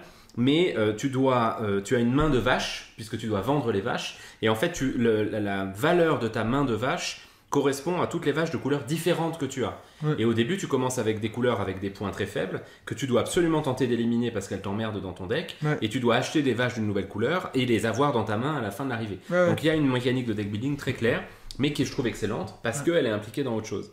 Et juste après, c'est Dune Imperium qui sort. Exact. Et en fait, ce classement Qui me est quand parle même bien assez. monté. Hein. Ouais, Quand tu c'est dis clair. 14e, Oui, c'est clair. c'est chaud quoi. Non, mais ça me parle tout à fait parce que je pense que le deck building, soit c'est un deck building de 10 minutes, c'est mon point de vue, hein, encore une fois, donc, soit c'est un deck building de 10 minutes pur, et puis alors là, c'est une mécanique extrêmement agréable à jouer parce que t'enchaînes les parties, tu prends du plaisir, les gens comprennent quand même assez vite. Hein. Moi, je rappelle que j'ai joué à Star Realms avec mon fils, il avait 8 ans ou 9 ans, hein, donc il a quand même bien compris le principe. Soit tu inclus ça dans d'autres mécaniques, et là, c'est un plaisir absolu.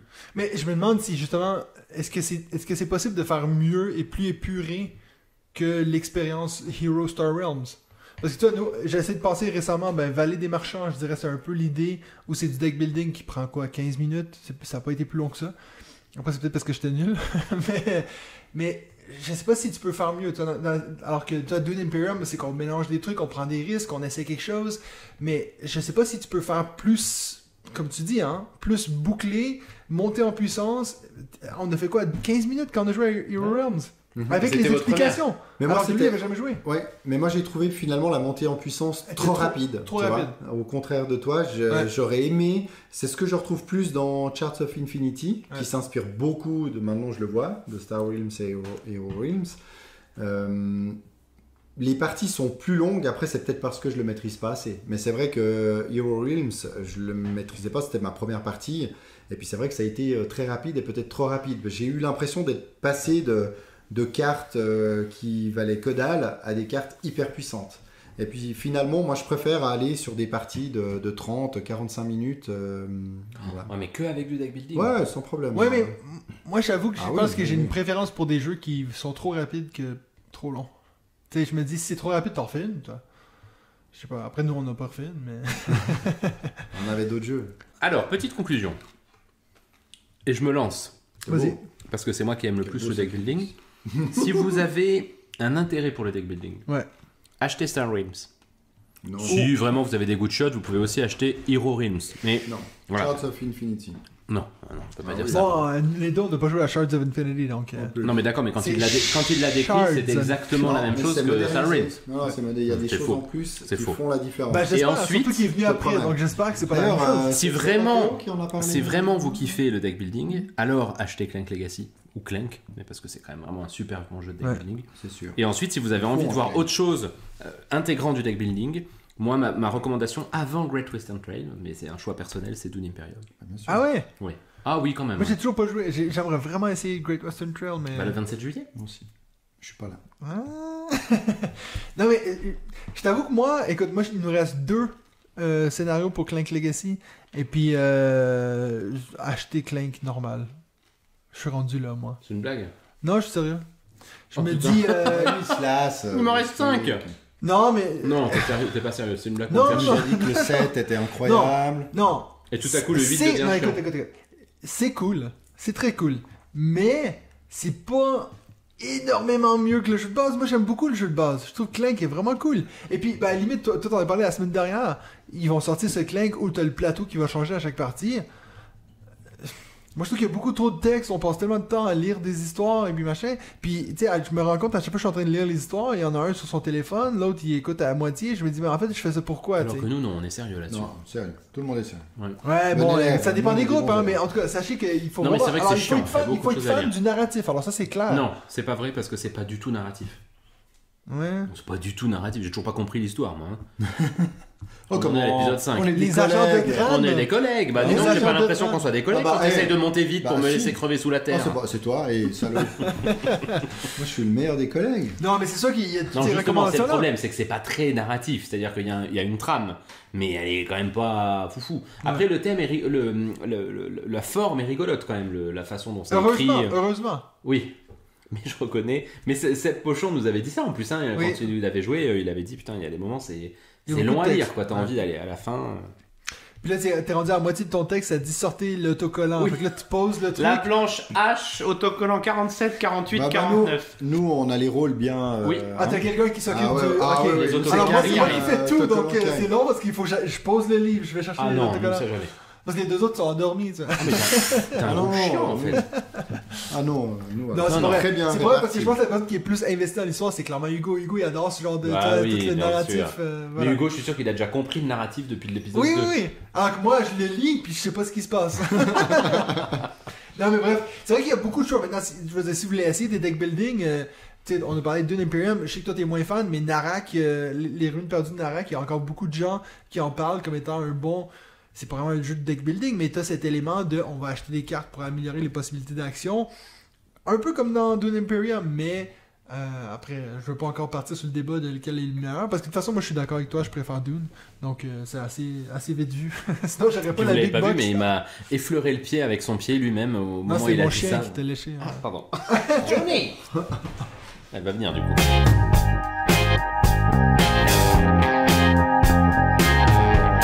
Alors maintenant, on va passer à notre troisième segment, Tout à donc fait. le top 5 de la semaine. On Qui va pas n'est vous pas un faire... top 5 deck building. Top 5 deck building, ça a déjà été une catastrophe la première fois qu'on a fait, donc on va Ça a pas le été refaire. un brillant top Je 5. suis Malgré toujours que- pas sûr d'avoir bien compris le top 5 du jour. Moi non Mais plus. on s'est demandé si... je sais pas ce que tu vas avoir décidé, David, mais on t'avait proposé que toi, tu pourrais décider de faire un top 5 deck Non, building. pas du tout. Non, donc je pense que tu vas un peu nous accompagner. Moi, j'avais dit dans l'épisode de il y a 2 semaines avec Théo Rivière, j'ai dit, ben, vu que moi j'avais mal compris son sujet du top 5, puis je vois que aussi, vous aussi, vous l'avez mal compris, mais j'avais dit, ben, le prochain coup qu'on le fait à 3, on fera ce thème-là. Donc, ce que Théo avait proposé, bon, lui, il y avait une façon très bizarre de le dire, mais en gros, c'est des jeux qui sont sous-évalués selon nous. C'est cette idée que c'est des jeux où, quand on les sort, on voit que les gens, ça les intéresse pas trop, mais qu'on dit, mais il faudrait vraiment que vous essayiez ces jeux-là. Voilà, des jeux qu'on aimerait aussi sortir, qu'on aimerait faire découvrir, mais qu'on a de la peine on a de la peine à convaincre Exact. notre, Moi, c'est notre plutôt auditoire C'est ça, oui, oui. C'est plutôt ça, parce que de moi, l'intérêt. j'ai des C'est-à-dire super jeux connus comme étant des super jeux, mais que j'ai du mal à vendre. Ouais, parce que Oui, tu oui. poses la boîte, puis les Oui, gens sont exactement. là. Bah écoute, je pense que je veux dire, c'est Mais pas on une est surprise dedans, on est que dedans. vous allez tous savoir mon numéro 1. On est dans le thème. Ah Si bah, vous hey. suivez ces podcasts. Oui, alors oui. Et d'ailleurs, je quitterai la pièce au moment Mais du mon numéro 1. problème, c'est que je l'ai pas mis en 1, donc j'ai peur de divulgacher ton numéro 1. Ah, oui, mais c'est pas Je te grave. laisserai peut-être On le peut dire. déjà, tu l'as divulgaché, tu l'as dit au C'est l'épisode de déjà- Théo Rivière. C'est déjà divulgaché. C'est un jeu moche et nul à la fois. Tu sais ce que je fais? Je le mets en 1 aussi, puis tu le diras en premier. C'est bon. C'est changé. Non mais franchement, je pense que les gens qui suivent ce podcast depuis longtemps vont pas être méga surpris par mon top 5 parce que mes top bien sûr, 3, quand même. c'est des jeux que je parle souvent. Les 4 et 5 non, mais Moi, j'ai 3 du mal à le faire, hein, ce top 5 en fait. C'est quand même un mélange Mais je de trouve que jeux c'est intéressant. qui est, moi, à la fois, j'ai eu du mal à vendre, Bah, toi, il y a que déjà moi-même. tous tes jeux, parce que tout est sur l'espace, donc. Non, c'est pas vrai. Il y en a beaucoup que j'ai aucun mal à vendre. Mais il y en a. Le premier notamment, c'est un jeu que moi-même je n'aurais jamais acheté si vous ne me l'aviez pas fait. Donc, Bon, on va après, te laisser la main. je pense Ah, que la grosse différence avec... Je suis moins sûr pour David, mais en tout cas, la grosse différence entre moi et toi, Benji, c'est que... Tu me corriges si j'ai faux, hein, me mais ferai j'ai plaisir de te l'impression que corriger. moi, ça m'arrive beaucoup plus souvent de présenter des jeux à des gens que toi. C'est probable, oui. Tu vois, je veux dire, tu sais, déjà, quand tu me disais qu'avant de nous connaître, tu jouais tout le temps tout seul dans ton sous-sol. En pleurant. Entouré Non, mais d'enfants en qui mangeant n'étaient des pas les champignons. siens. Moi, j'avoue que depuis, en plus que j'ai cette chaîne YouTube, je suis comme devenu Monsieur Jeu, puis il y a des gens qui viennent chez moi, tu sais, des couples d'amis que je connais Ils qui parce savent que qu'ils t'expliques veulent. très mal les règles de jeu. Oui, mais c'est pas grave. L'important, c'est de passer un bon moment. Exactement. Voilà. Exactement. Donc voilà. Non, mais ça fait que j'ai l'impression que moi, j'ai plus d'exemples. En tout cas, j'ai hâte de voir ton top 5.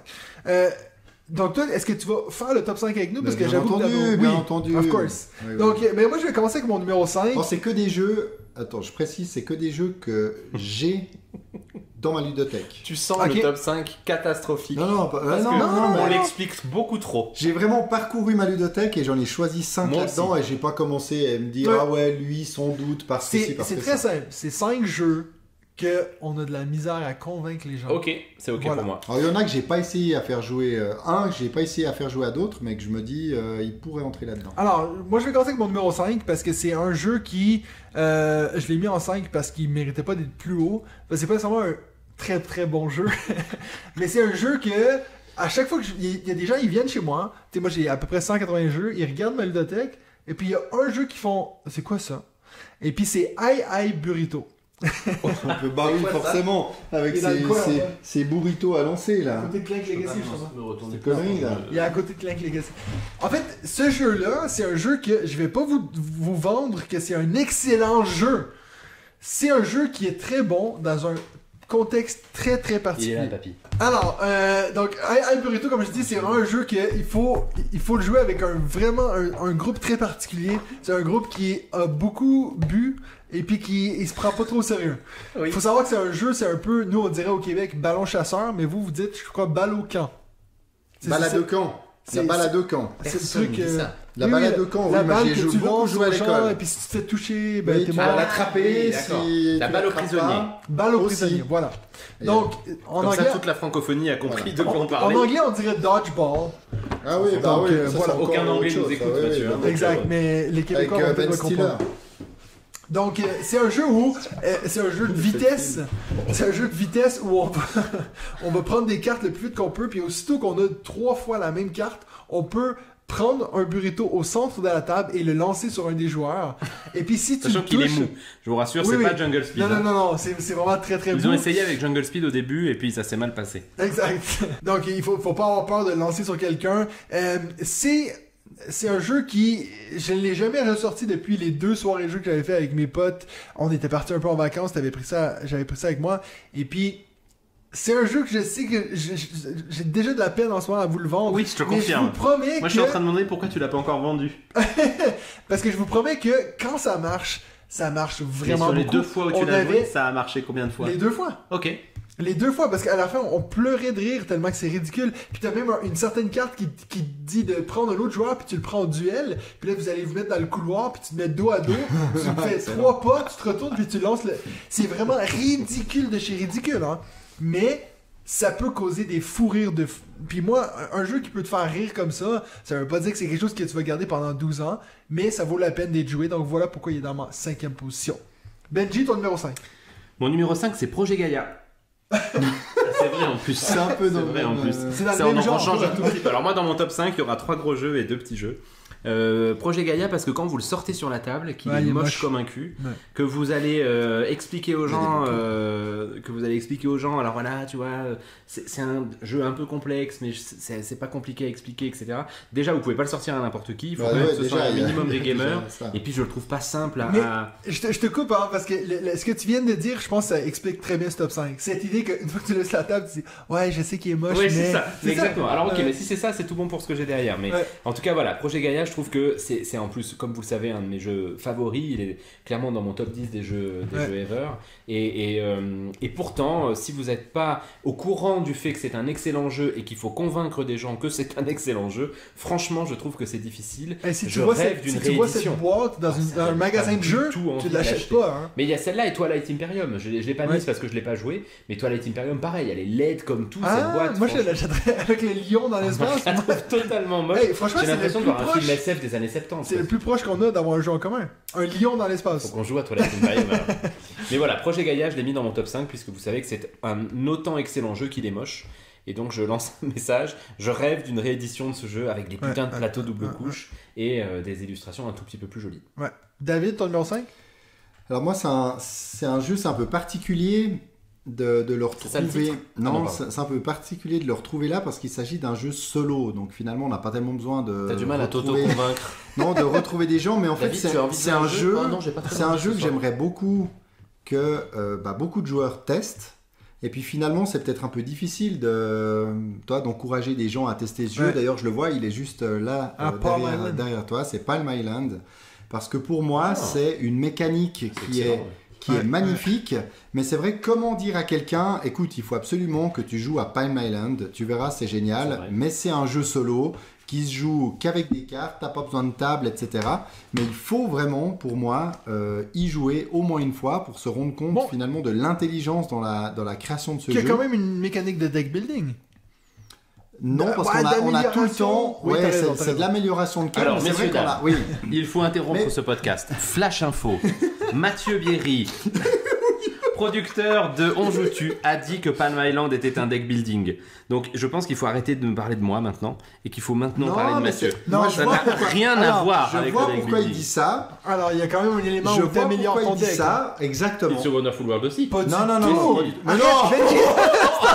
Stop. Non, c'est vrai que... Je vais couper ça au montage. Maintenant que j'y pense, on retrouve un peu ce petit côté Mystic Veil. Oui. Mystic Veil, en fait, t'as toujours les mêmes cartes du début à la fin entre les mains, mais ces cartes vont monter en puissance parce que tu vas pouvoir les retourner, les mettre à l'horizontale, et surtout les retourner complètement pour qu'elles deviennent plus puissantes et réussir tes objectifs. C'est carrément le jeu de deck building parfait, quoi, Palm Island. Exact. Exactement. En solo. Ce qui est rare. Mais tu peux jouer à deux. Je sais pas si. Tu peux aussi jouer à deux. J'ai jamais essayé à deux. On peut le faire même en coopératif et en compétitif, si je dis pas de bêtises. Je crois que tu ne dis pas de bêtises. Mais voilà, je voulais le mettre là-dedans. J'en ai déjà parlé dans le podcast de la version Gloomhaven que tu peux jouer comme Palm Island. De cette idée, ça s'appelle Gloom Holding, et tu le tiens dans ta main. Exactement. Donc ça doit être beaucoup plus complexe. Donc je voulais le placer là pour vous encourager à tester ce jeu si vous ne l'avez pas encore fait. C'est un très bon choix. C'est vrai que c'est un jeu où j'ai jamais envie de jouer, mais moi je joue pas beaucoup en solo. Mais cette idée que tu peux y jouer dans ta main, littéralement, c'est tellement ingénieux, quoi. Non, je suis tout à fait d'accord. Dans le train, tout ça, voilà. Très bien. Mon numéro 4, c'est un jeu que j'ai d'ailleurs eu de la peine à convaincre des gens à jouer. Et puis un thème qui m'attire pas du tout non plus, Smartphone Inc. en 4. D'ailleurs, tu m'as pas trop difficilement convaincu, moi. Donc on avait joué avec Séverine au week-end jeu, et puis même elle tout le long elle dit mais franchement moi la thématique elle me parle pas du tout. Puis j'avoue que moi le côté un peu capitaliste d'être moi je veux vendre mon téléphone à plus, ça m'intéresse pas du tout. Mais reste que c'est un jeu qui est très intéressant, que j'ai d'ailleurs prêté à Vanny de la communauté, puis j'ai hâte de le recevoir parce que je m'ennuie. Qui te le rendent. Mais d'ailleurs, demain, je m'en vais chercher Mobile Markets, qui est un peu la version plus petite. Bien. Je l'ai aussi commandé, donc j'ai hâte de voir ce que ça change. Encore une fois, une thématique qui m'attire pas du tout, mais j'ai tellement confiance en la mécanique de jeu que c'est pour ça que je l'ai mis dans ma liste. C'est vrai que c'est un jeu que je pense, justement, quand je pense au jeu que j'aurais de la facilité à présenter à Nadia, dans une soirée jeu, quelque chose, je sors ça, je pense qu'elle va tout de suite me dire, mais range ton truc d'américain capitaliste de merde. C'est vrai que c'est quand même un peu le cas. Donc voilà. Donc ça c'est mon numéro 4, Smartphone Inc. Qui est d'ailleurs un très très bon jeu. Qui est un excellent jeu. C'est pas comme mon truc de burrito où j'ai de la peine à vous convaincre. Ça c'est un excellent jeu qui a une thématique un peu particulière. Un très bon jeu, je dirais pas un excellent jeu. Un très bon jeu. Moi je trouve que c'est un bon jeu. Ouais. Un très bon jeu. Je dirais pas un bon jeu. Je dirais un excellent jeu ou un bon jeu, mais pas un très bon jeu. Non, mais très bon jeu, c'est inférieur à excellent. Oui, non, je sais, c'est ça la blague. Donc, mon numéro 4 j'ai beaucoup de mal à le vendre à Mathieu. Ton numéro 4 Ouais. C'est The Mind. Oh oui. Ouais, mais ça t'as pas de peine à convaincre les gens à y jouer. Alors, au début, franchement, quand tu sors cette boîte, que tu dis alors, il va falloir qu'on se parle pas et qu'on pose les cartes sans rien dire. Et il faut vraiment, les gens te regardent en faisant oh, putain, qu'est-ce que c'est un très bon choix. Et ensuite, à la fin du premier tour, en général, les gens font synchronisons-nous. Oh, c'est énorme. Sauf Mathieu Bierry. Mais sinon, l'intégralité du monde dit ça. Plus, si tu le fais en mode apéro, plus t'avances dans l'apéro, mieux t'es synchronisé, non? Moi c'est le contraire. Il y en a un qui s'endort. Non, nous on a réussi des parties. Bon, c'est la dernière là. Ouais. Ok. Avec du rhum, on a fait un The Mind rhum. C'est la meilleure partie de The Mind que j'ai jamais faite. En mode, tu sais pas ce qui se passe sur la table, tu poses les cartes, tu sais pas pourquoi, et tout passe. Tu sais, à la fin, t'as posé. Mon jeu à boire. On en a posé 6 cartes chacun. Dès que tu utilises un joker, tu bois un coup. 18. Dès que tu perds une vie, tu bois un coup. Putain, c'était quand génial. Tu mets le sang, il faut que tu bois 100 coups. Et tu non, 100 fois. Mais. The Mind. Difficile à vendre. Mais je l'ai dit souvent, je l'ai dit souvent, c'est un jeu que je n'aime pas, mais que je comprends. Je comprends la hype, parce que c'est vrai que j'ai eu des parties qui étaient très cool, mais maintenant, j'ai plus envie d'y jouer. Mais les 2-3 premières parties, j'ai eu la sensation où t'es comme, c'est trop génial. Mais maintenant, je suis comme, je sais pas. Il y a des tours chiants parce que t'arrives à rien, et puis tout à coup, il y a des tours avec une tension autour de la table extraordinaire. La dernière fois, je sais plus qui avait dit, mais je me demande si c'est pas Sébastien Pochon. Non, c'est mon beau-frère, je crois, c'est Florent, qui avait dit en fait, avec un groupe de copains, maintenant on n'y joue plus parce qu'on compte tous dans nos têtes, et puis finalement on gagne. Et j'ai dit ça à mon groupe de joueurs avec ma famille la semaine dernière, et en fait, ce qui est drôle, c'est que personne ne compte à la même vitesse. Bah, bien sûr. Ça c'était tellement drôle, et du coup, moi je comptais dans ma tête, et puis au moment où je la posais, non mais qu'est-ce que tu fais? C'était trop tôt, c'était trop tard. C'était très drôle. Ouais. De Bon, même. après, ça fait des parties qui sont interminables si tu comptes à 100 à chaque En fait, fois. non. Non, mais Non, mais c'est parce que ça va léger, jamais faut- jusqu'à 100. Ouais. Jamais. Ouais. Non, c'est voilà. Mais là où Ouais. je le trouve finalement pas si difficile à vendre, en tout cas avant de commencer à dire peut-être qu'il ne faut rien dire, c'est que la boîte est vite ouverte, tu as distribué les cartes à chacun et puis tu démarres quoi. Tu démarres avec chacun une carte et puis c'est vrai que après il est peut-être très vite rangé parce que certains vont dire c'est quoi ce truc. Mais finalement, tu y joues très vite. Ta partie, elle démarre dans les 2-3 minutes, quoi. C'est drôle, Mais hein, je parce vois que ce que tu veux dire, parce qu'il y a des gens, si tu leur dis là, il va falloir ne pas trop parler. Moi, je pour trouve pas que parler tu du sens, tout. il n'y a pas Ça peut d'enthousiasme. mettre un peu, ouais. Il n'y a pas d'enthousiasme quand je sur vois le ça. premier tour. Puis surtout ce lapin sur la Oui, c'est couverture sûr, non, qui mais c'est va. pas très beau. Non, mais c'est franchement pas très beau. Alors ici, on a des étoiles de ninja pour aller avec le lapin qui vole. Tu sais, il y a zéro Non, thématique je dans le suis tout jeu. à fait d'accord. Mais c'est vrai que je te rejoins, j'ai peut-être fait 4-5 groupes différents avec ce jeu-là. J'ai jamais eu quelqu'un qui me dit mais c'est de la merde ce jeu. Alors qu'il y a que moi qui ai pensé Oui. ça, tu vois ce que je veux dire? Moi, j'ai des gens qui m'ont dit ce jeu est excellent. Mais c'est ça que je dis. Donc je comprends la hype autour de ce jeu-là, c'est juste que moi je l'aime pas. C'est pas comme le jeu du doigt, où je comprends pas du tout Ah, la mais hype moi, j'ai autour toujours de pas ce testé, jeu. mais je suis sûr que c'est moyen que ça me passerait. Donc voilà. Ton numéro 4, David. Mon numéro 4, c'est Red 7. Ouais. Red 7, Non, tu je vois l'ai pas, pas. Benji. Oui, t'en as déjà parlé dans le podcast. Oui, j'en ai déjà parlé dans le podcast. Je l'ai même sorti lors du week-end des Joutus. Ouais. Seulement, je savais que j'étais attendu pour jouer, je sais plus à quoi, si c'était Ark Nova ou à C'était Beyond the Sun. Beyond the the Sun. Et en fait, j'ai voulu l'expliquer rapidement. Je me suis un petit peu vautré dans mes explications, parce que ça fait un petit moment que j'avais pas joué. J'ai l'impression que je leur ai un peu foiré leur première partie sans moi, et ils n'ont pas dû y jouer bien longtemps. Mais c'est un jeu que j'adore, où à chaque tour, en fait, quand vous jouez, vous devez être celui qui menait, en fait, dans les conditions de victoire. Et chaque carte, chaque couleur de carte, en fait, a une condition de victoire différente. Ça peut être la carte la plus haute, donc ça va jusqu'à 7. Ça peut être le plus de cartes en dessous de 4. Ça peut être le plus de cartes paires, etc. Et vous avez soit la possibilité de jouer une carte dans votre jeu pour rajouter en fait une valeur ou une couleur, soit vous changez la condition de victoire pour être devant. Et je trouve vraiment ce jeu assez admirable dans sa mécanique, dans sa stratégie. Mais c'est vrai que quand on ne le connaît pas, il y a quand même pas mal de choses à prendre en compte. Il y a du texte sur chacune des cartes. Les cartes ne sont pas forcément très jolies parce que c'est des couleurs avec du texte dessus. Ouais. Donc c'est pas si simple et c'est souvent un jeu que je me dis « Ah, je le sortirais bien avec ce groupe ».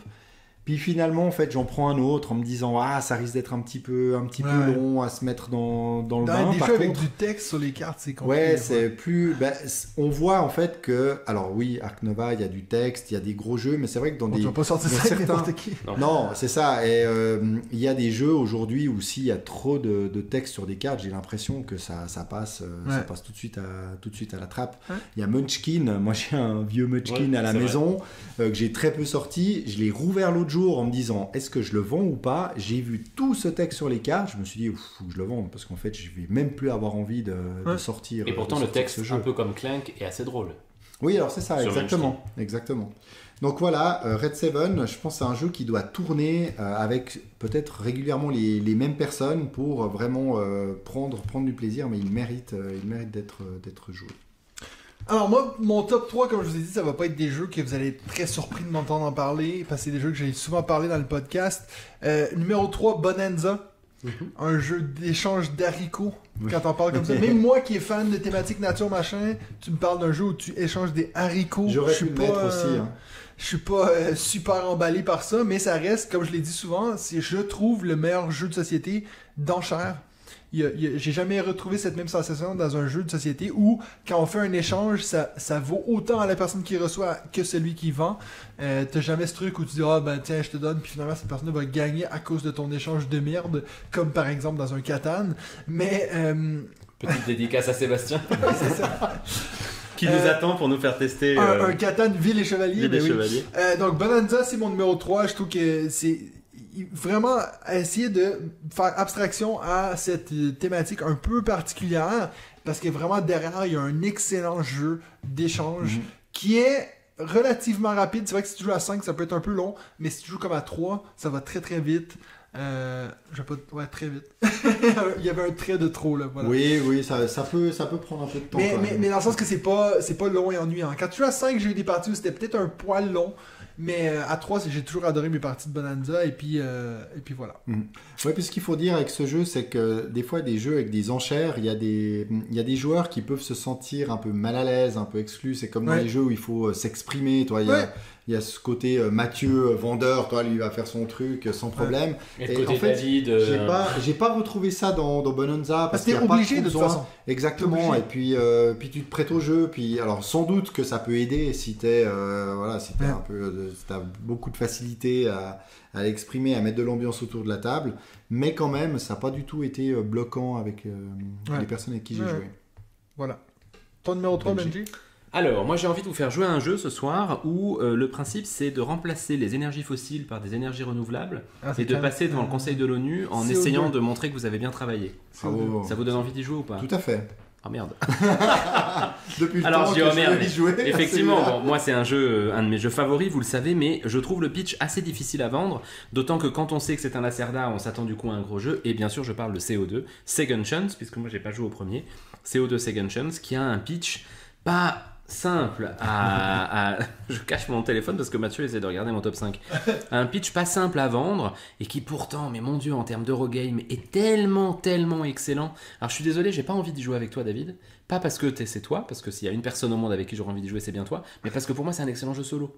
Je te le prête sans problème, mais sinon en coop, tu peux jouer en coop, ça me fait tellement chier de l'imaginer en coop, et en compétitif, apparemment ça tourne pas si bien que ça. Je vais me le prendre pendant les vacances, en famille avec des amis pour faire un Lacerda en solo.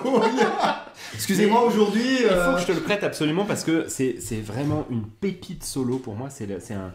Je pense qu'on dit que c'est un puzzle game. J'ai toujours pas très bien compris ce que c'était un puzzle game. Je voulais te poser la question la dernière fois quand on parlait. Parce que c'est vraiment, tu t'arraches les cheveux, tu essaies vraiment de construire ton truc, de répondre aux objectifs. Tu dois planifier les choses sur 4, 5, 6 tours parce que sinon tu vas pas t'en sortir. Tu comptes tes sous en permanence. C'est excellentissime. Le matériel est plutôt joli, mais quand vous vendez le truc d'énergie fossile, d'énergie renouvelable, c'est pas sexy, quoi. C'est pour ça que t'as meilleur temps de pas le vendre et puis d'y jouer. Je ne le vendrai jamais. J'adore ce jeu. CO2 Second Chance. David, ton numéro 3? Mon numéro 3. Réagir à mon numéro 3, Mathieu? Vous verriez la tronche de Mathieu au moment où je vends ça. Il en a, mais ça le saoule, ce CO2. Non, mais j'ai rien à dire là-dessus. Parce que j'ai jamais joué, j'ai jamais eu l'envie de jouer. C'est bon. Moi, mon numéro 3, c'est un jeu que... Bon, on en a souvent parlé. J'ai un petit peu peur que ce soit ton numéro 2, Mathieu. C'est un jeu que j'avais reçu et je me suis dit, non, mais jamais je vais jouer à ça tellement que ça a l'air débile. Je suis sûr que c'est mon numéro 2. C'est Qui a fait Who did it? Parce que ça, voilà, on en a tellement souvent parlé ici. Je ne voulais pas le sortir. Je me suis dit, ouais, mais quoi, des animaux, qui a fait caca? Je me suis dit, ça va être un jeu débile.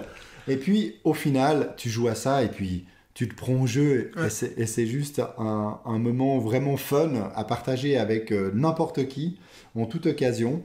Et puis, ce jeu qui a l'air d'être totalement sorti de nulle part et ridicule, eh bien, mérite d'être joué, rejoué, re-rejoué comme celui de Mathieu. Ouais, bon, c'était mon numéro 2, of course.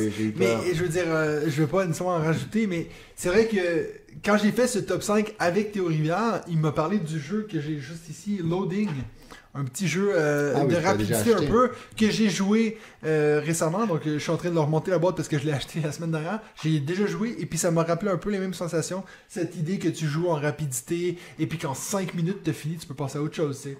Et puis c'est vrai que pour moi, c'est le genre de jeu qui est difficile à vendre si t'as pas une thématique intéressante. Et puis c'est vrai que même moi qui est fan de jeux avec des animaux, le truc avec les animaux qui ont fait caca dans le salon, ça n'a aucun rapport. Mais reste qu'il y a un jeu très intéressant là derrière. Au final, c'est comme un genre de Jungle Speed où tu joues beaucoup plus rapidement les parties, mais c'est la même chose, c'est que tu joues juste une question. Ah, bah tu vois, qui a fait caca. Lui, il en a des vrais, lui, qui... C'est le chien qui a fait caca. Non, c'est drôle que c'est là qu'elle réagit alors qu'on parle de jeu où on fait caca dans le salon. Mais oui, donc, C'est pas moi. Qui a fait mon numéro 2, un excellent jeu, puis celui-là, j'ai vraiment aucun souci à vous le vendre, dans le sens que c'est un jeu qui coûte pas cher. Oui, ça, c'est ça. Et puis que, tu sais, pas comme avec Hey Burrito où je me sentais presque mal, parce que je suis sûr qu'il y a des gens qui vont l'acheter puis vont dire, mais c'est de la merde. Oui, mais il faut avoir le groupe parfait. Mais qui a fait, c'est un jeu qui, à chaque fois que je l'ai sorti, les gens ont toujours adoré. Puis d'ailleurs, j'ai au moins 3 groupes où il y a une personne qui l'a acheté après avoir joué avec moi. Voilà. Ton numéro 2, Benji. Alors, mon numéro 2, j'ai envie de vous proposer un jeu où vous allez jouer des chefs de tribus en Afghanistan au cours du 19e siècle dans les guerres entre l'Angleterre et la Russie. Pax Pamir. Pax Pamir, ça vous donne envie quand je vous dis ça? Sachant qu'au moment où je vais vous sortir le matériel, je vais mettre une carte en tissu au milieu et puis une rivière de cartes. Tapis de mémé, un peu. Énorme, exactement. Ah, c'est un peu ça. Et si je cache les pièces en céramique qui par contre sont très très belles et que je vous montre juste ces énormes cartes avec là pour le coup un paquet de texte dessus parce que vous avez le texte du jeu et un texte historique sous chaque carte, plus que je vous dis alors là on va jouer des tribus afghanes et il faut essayer d'influencer les différents trucs, je ne vous donne pas du tout envie. Et pourtant ce jeu est un chef-d'œuvre, franchement un chef-d'œuvre que je ne joue pas assez parce qu'il est assez dur à jouer. Franchement, c'est probablement un des jeux sur lequel j'en ai le plus chié sur la lecture des règles. Je remercie au passage Martin Lafrenière parce que c'est grâce à lui que j'ai pu jouer en solo. Je ne l'ai jamais joué à plusieurs, mais c'est vraiment un jeu que vous avez... Une fois que vous avez fait une première partie avec 12 000 erreurs de jeu, en fait, vous avez envie d'en refaire une et vous avez envie de le masteriser parce que vous vous doutez bien que vous n'allez pas comprendre ce que vous faites avant la 3e ou la 4e partie. Est-ce que tu peux dire qu'un jeu est un chef-d'œuvre si les règles sont impossibles à comprendre? Elles sont pas du tout impossibles à comprendre. C'est juste un jeu compliqué. Okay. Mais elles sont pas mal faites les règles, pas du tout.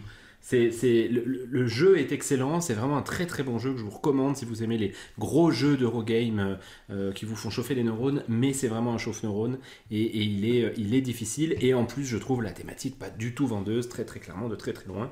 Le matériel est donc surprenant avec effectivement ce tapis de mémé là comme tu dis, c'est tout à fait juste, vraiment cette carte en tissu assez bizarre, mais ensuite il y a ces espèces de cubes en céramique là qui sont magnifiques et voilà, c'est un très bon jeu mais que je trouve très difficile à vendre et qui en plus contrairement à ce que tu disais sur Kikafé qui coûte relativement cher. Ouais. Puis, relativement cher. Mais c'est drôle parce que moi c'est le genre de truc qui me fait que j'aurais envie de l'acheter le tapis de mémé. Donc ça montre à quel point on n'est pas les mêmes joueurs. Hein? Ton numéro 2 David. Mon numéro 2. Mon numéro 2 est un jeu où on va devoir collaborer pour faire le plus beau des feux d'artifice. Il est présent également derrière toi. Un habit. J'ai failli mettre aussi. J'ai hésité, puis en fait, je n'étais pas si dur avant, je trouve. Mais la thématique, oui, mais une fois que tu le sors, l'idée de mettre les... Bon, vas-y, parle-en. Non, mais c'est un jeu que j'ai vraiment adoré et c'est marrant parce que je l'ai découvert sur BGA. Donc... on peut se dire c'est vraiment pas le type de jeu adapté pour la plateforme, mais c'est là où j'ai compris qu'il y avait des gens qui avaient un certain niveau à Anabi et qui avaient une technique en fait de transmission d'informations et de classement de cartes. Donc je vais revenir à ça et en fait ça m'a donné envie d'y jouer en vrai et c'est vrai qu'après j'ai découvert le jeu totalement différemment. Donc c'est un jeu très original où, alors il y a d'autres jeux qui l'ont fait depuis, mais où on ne voit pas nos cartes, c'est uniquement les autres joueurs qui voient nos cartes, et par la transmission d'informations très sommaires, on va devoir essayer de comprendre quelle carte on a en main pour toujours poser nos cartes dans un ordre défini, c'est-à-dire de 1 à 5 dans, je ne sais plus s'il y a 4 ou 5 couleurs, 4 couleurs je crois de feu d'artifice. C'était l'extension. Voilà, avec l'extension. Où on doit commencer par le 1, etc., et monter en puissance. Et chacun notre tour, on doit être capable de sortir la bonne carte au bon moment. Et c'est vrai que c'est un jeu, peut-être que je l'aurais sans doute pas cité il y a 2 ans en arrière quand je l'avais découvert et que j'y jouais beaucoup. Donc c'est bien 5 couleurs. Il y a 5 couleurs. Mathieu cinq disait couleurs, n'importe ok. quoi, il y a Mais 5 bref, couleurs. continue. Continue. Et c'est vrai Il y que a 5 couleurs. aujourd'hui, je me dis, mais il faudrait vraiment que je le ressorte parce que les amis avec qui on joue, on n'y a jamais joué. Et je me dis que pour les vacances de cet été, Ah ben, ce parfait. jeu va me suivre. Et c'est vrai que quand tu vois la thématique, quand tu repenses, parce que là je me disais oui, je vais le citer parce que je me rappelle plus exactement qu'est-ce qu'on a le droit de dire, etc. Ouais. Est-ce que je vais sortir ça ou pas? C'est un peu comme un The Mind, mais quand même avec un Ouais. niveau de complexité bien sûr supérieur. Mais voilà, c'est tellement original comme jeu que, de nouveau, c'est un jeu qui, selon moi, doit être absolument joué par tout amateur de jeux de société, même si, voilà, on n'est pas fan des feux d'artifice, on trouve que ça coûte cher pour pas grand-chose à nos communes le jour de la fête Je suis un nationale. fan des feux Mais d'artifice. voilà. Bah oui, Mais c'est drôle parce que tu nous as demandé, je sais plus si c'est pour aujourd'hui ou l'épisode de la semaine dernière, mais tu parlais des top 5 jeux de vacances, puis je t'avais dit on peut pas parce qu'on l'a déjà fait avec Benji. Puis ça, c'est un que j'aurais dû mettre en fait. Parce que c'est vrai que c'est un. Tu viens juste de le dire, c'est le jeu parfait à prendre en vacances. Si t'as Alors Et moi, en il est genre- dans une boîte beaucoup plus grande que la tienne C'est parce ça, que j'ai ouais, la t'as la version, nouvelle édition. ouais. Je pense Mais que la vais nouvelle quand même la édition se prendre. sort encore mieux avec la famille parce que le principe de laisser les cartes apparentes en les tenant dans tes mains et que toi tu ne les vois pas, moi je trouve que j'ai fait des dizaines de parties où les gens oublient en fait parce que c'est pas un réflexe. Alors C'est que clair, les mettre aussitôt sur que tu le. pioches une carte, tu la Mais prends bien en sûr, face bien sûr. visible. Alors que les mettre sur un porte-carte devant toi, et elles sont magnifiques en plus. Mhm. Je trouve la nouvelle édition super. Moi, je suis Oui, assez mais d'accord. c'est quand même cool d'avoir une petite Bien sûr, boîte bah, à bien sûr, transporter. bien sûr. Mais moi, c'est une boîte, souvent je la prends, exemple, quand je fais des voyages d'études avec les élèves, puis dans le train, ils me demandent un jeu, je leur donne un habit, et puis ils sont toujours méga fans. Hein. Je pense que c'est le genre de jeu que la majorité des gens sont pas habitués à voir. Et Cette c'est- idée de prendre des cartes dans le faux sens, on dirait que ça éveille quelque c'est- chose chez les gens. Et c'est peut-être bien aussi que j'y ai plus joué depuis bientôt 2 ans. C'est que quand je l'expliquais, j'avais tendance à leur donner justement les conseils qu'on m'avait donnés sur BGA Ouais. en disant bah oui, si on te dit ça, ça veut Ça veut dire dire que tu dois ça. plutôt mettre à droite qu'à gauche, Ouais. ce qui n'est pas du tout dans les règles, mais c'est une sorte de technique pour aller au bout. Ouais, ouais. Puis finalement, je pense que c'est peut-être mieux d'oublier tout ça. Et puis de simplement jouer avec les règles bien de sûr, base. ouais. Et puis, bah, un peu comme The Mind, il faut pas dire qu'il faut compter et Non, puis non, donner le non, rythme non. à tout le monde et puis taper des pieds parce que sinon il n'y a Tu plus aucun complexifies intérêt. le Quoi. jeu. En fait, C'est clair. bien sûr, ouais, ouais. Voilà. Mon numéro 1. Qu'on ne va donc pas annuler. Ouais, c'est le mien aussi. Et ce n'est pas le moi, mien. je suppose. Franchement, je vais juste dire son nom puis je vais te laisser parler. Et je Benji. te remercie. Numéro 1, Broom Service. Voilà. Pareil pour moi. J'en ai parlé genre Trop 1000 souvent. fois. Si vous avez jamais entendu Broom Service dans ce podcast, c'est que vous C'est- n'êtes pas un vrai fan. Ou c'est que vous vous êtes trompé de podcast. Donc voilà, c'est un jeu moche mais que j'adore et puis qui devrait être joué par tous. Puis Benji exagère quand il dit qu'il l'aime pas parce qu'il me l'a proposé à 3h du matin au week-end de jeu. Mais je savais qu'on n'y jouerait pas parce qu'il était trop tard. Ton numéro 1, Benji? C'est Anachronie? Non, c'est pas vrai. Mon numéro 1, c'est les Charlatans de Belcastel.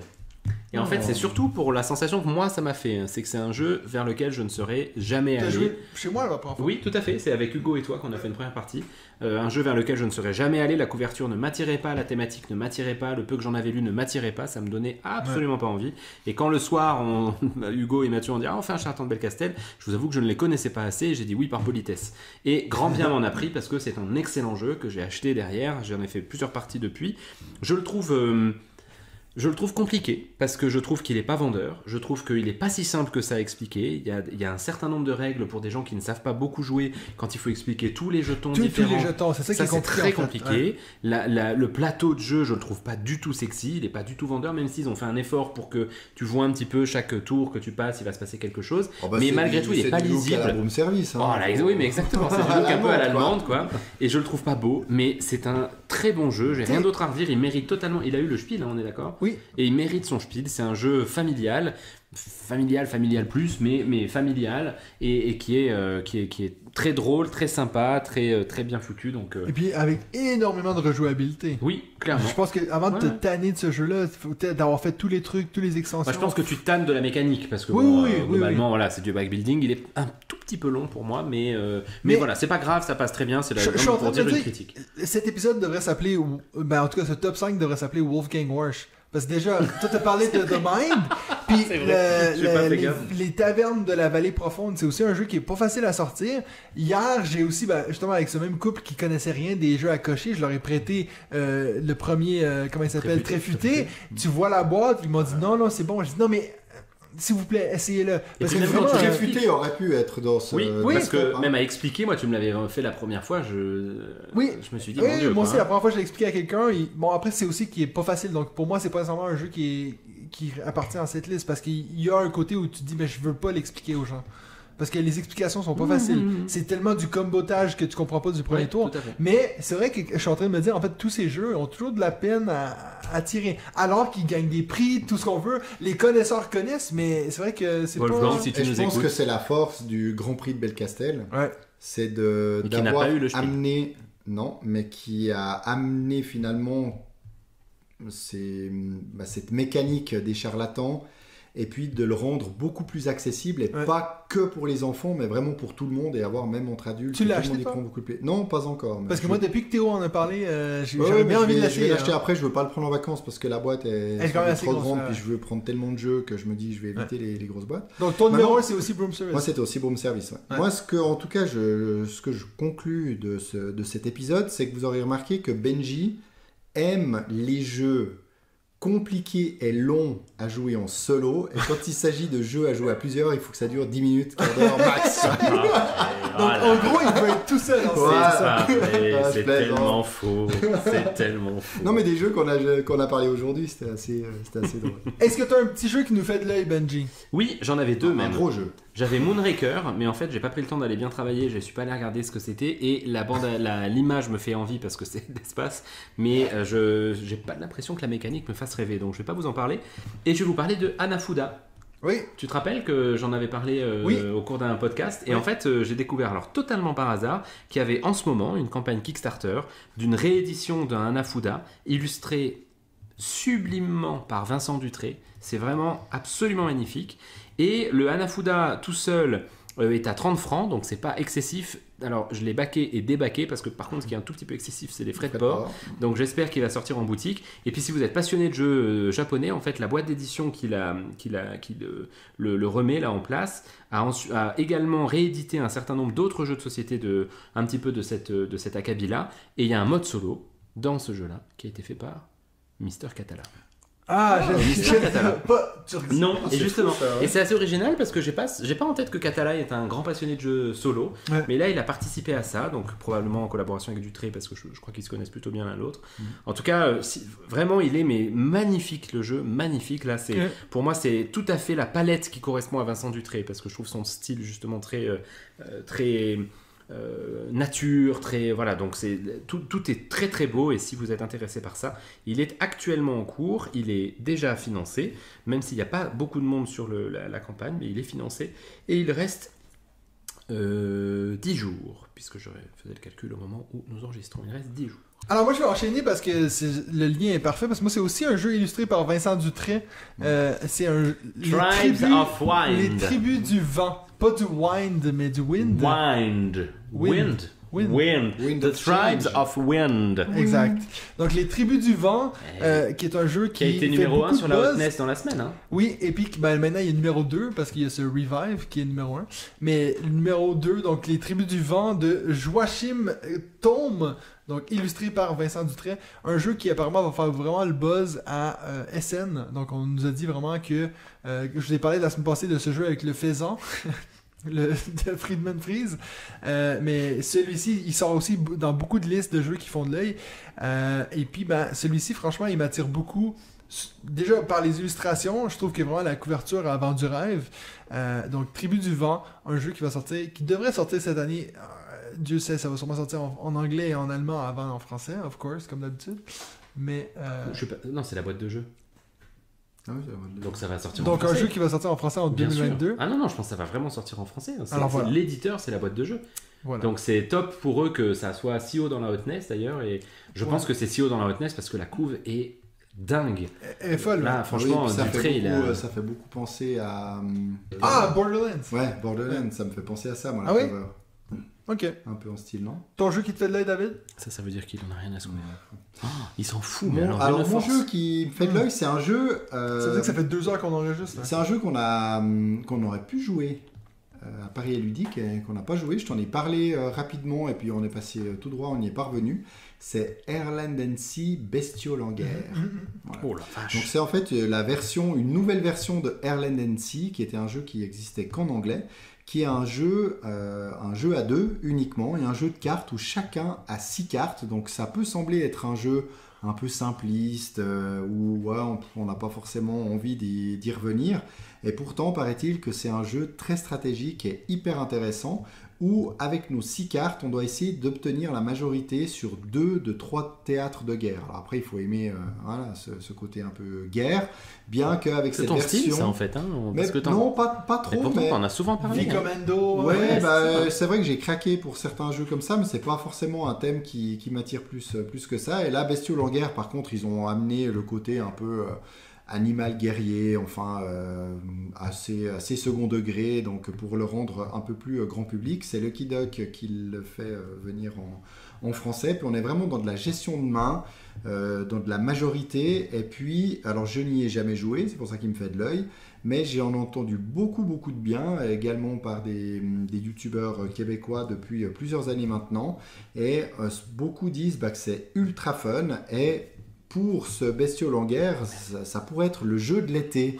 Le jeu de l'été pour certains. Donc voilà, un petit jeu de cartes qui a beaucoup à revendre dans sa boîte. Donc voilà, Bestiole en guerre. Donc ça veut dire que nous on se retrouve le 26 août. C'est dans loin, hein? Ouais, donc c'est dans plus un d'un mois. Quel plus scandale. d'un mois. Qu'est-ce qu'on va faire Pour le cette prochain venir. épisode de la saison 3, on vous prépare des petites surprises pour la saison 3. Ah bon? Déjà, Ah il y a la musique qui va changer. générique.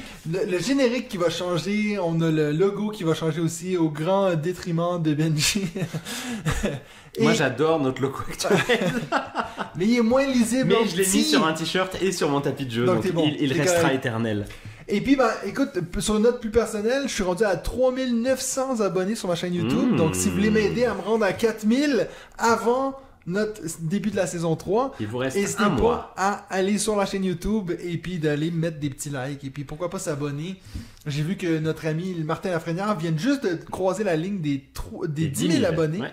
Bravo à Donc, lui. félicitations à lui. Bon, ça fait beaucoup plus longtemps que moi qui est là-dessus, donc j'en ai encore pour quelques années avant de me rendre Et là. puis il a annoncé Si je me rends là... 2500 vidéos, ou je sais plus. Ouais, c'est un truc. Ah, c'est fou, hein. Alors que, tu sais, moi, je passe à 150, hein, donc j'en ai pas mal à faire pour me rendre là. Donc, Et puis si vous avez envie de rejoindre le Patreon aussi, c'est quand même, on a Aussi. un groupe Discord qui est top. Moi, j'en profite vraiment pour dire à tout le monde sur le Discord à quel point c'est agréable de vous lire et puis c'est agréable de voir cette bonne ambiance qu'il y a entre nous toutes et tous. Il y a vraiment un groupe cool, donc si vous avez envie de discuter de jeux de société, mais aussi de peinture sur figurines, de trucs geeks, de jeux vidéo, de Puis, films, je sais de que- la série Obi-Wan Kenobi qui de tout. a créé un nouveau sous-groupe Discord dans lequel on a essayé de ne pas faire rentrer Mathieu, mais qu'il a fini par y rentrer et qu'il a fini par aimer la série. Donc si vous avez envie de nous rejoindre, venez. Mais je pense aussi que j'ai eu, justement récemment, il y a quelqu'un, j'ai oublié le nom, je suis désolé si vous reconnaissez, mais il y a quelqu'un qui m'a écrit en privé pour dire « Ah, mais comment je peux rejoindre ce Discord? » Puis qu'après m'a écrit « Ouf, ouais, 10 balles, c'est cher, tu vois. » Mais il y a aussi un côté, moi, je comprends que ça fait un peu élitiste de dire c'est le côté, plus vous payez cher, plus vous pouvez participer avec nous, mais pour nous, c'est notre fierté de dire c'est ce qui nous permet de pouvoir vraiment interagir avec vous. Puis vraiment, je vous dis, on est vraiment en train de bâtir une de ces communautés. Quand je vous dis que ça fait 10 soirées jeux que je fais depuis que Nadia est partie en vacances, ben là-dedans, il y a beaucoup de gens qui sont dans cette communauté. Of course, ça aide si vous êtes en Suisse, si vous êtes au Québec, c'est plus compliqué. Mais on essaie toujours de trouver des façons de interagir avec vous, de rebondir sur ce que vous avez à dire, de réagir sur vos ludothèques quand vous les partagez. Donc, n'hésitez pas à venir vous joindre à cette belle communauté sur Patreon. Ou même si vous n'avez pas le temps ou quoi que ce soit, si vous voulez juste mettre des likes dans les vidéos YouTube, ça nous fait toujours plaisir. Donc, merci beaucoup à tout le monde. Et puis, ben, nous, on se revoit dans un mois et demi pour un autre épisode de On joue-tu? On joue-tu?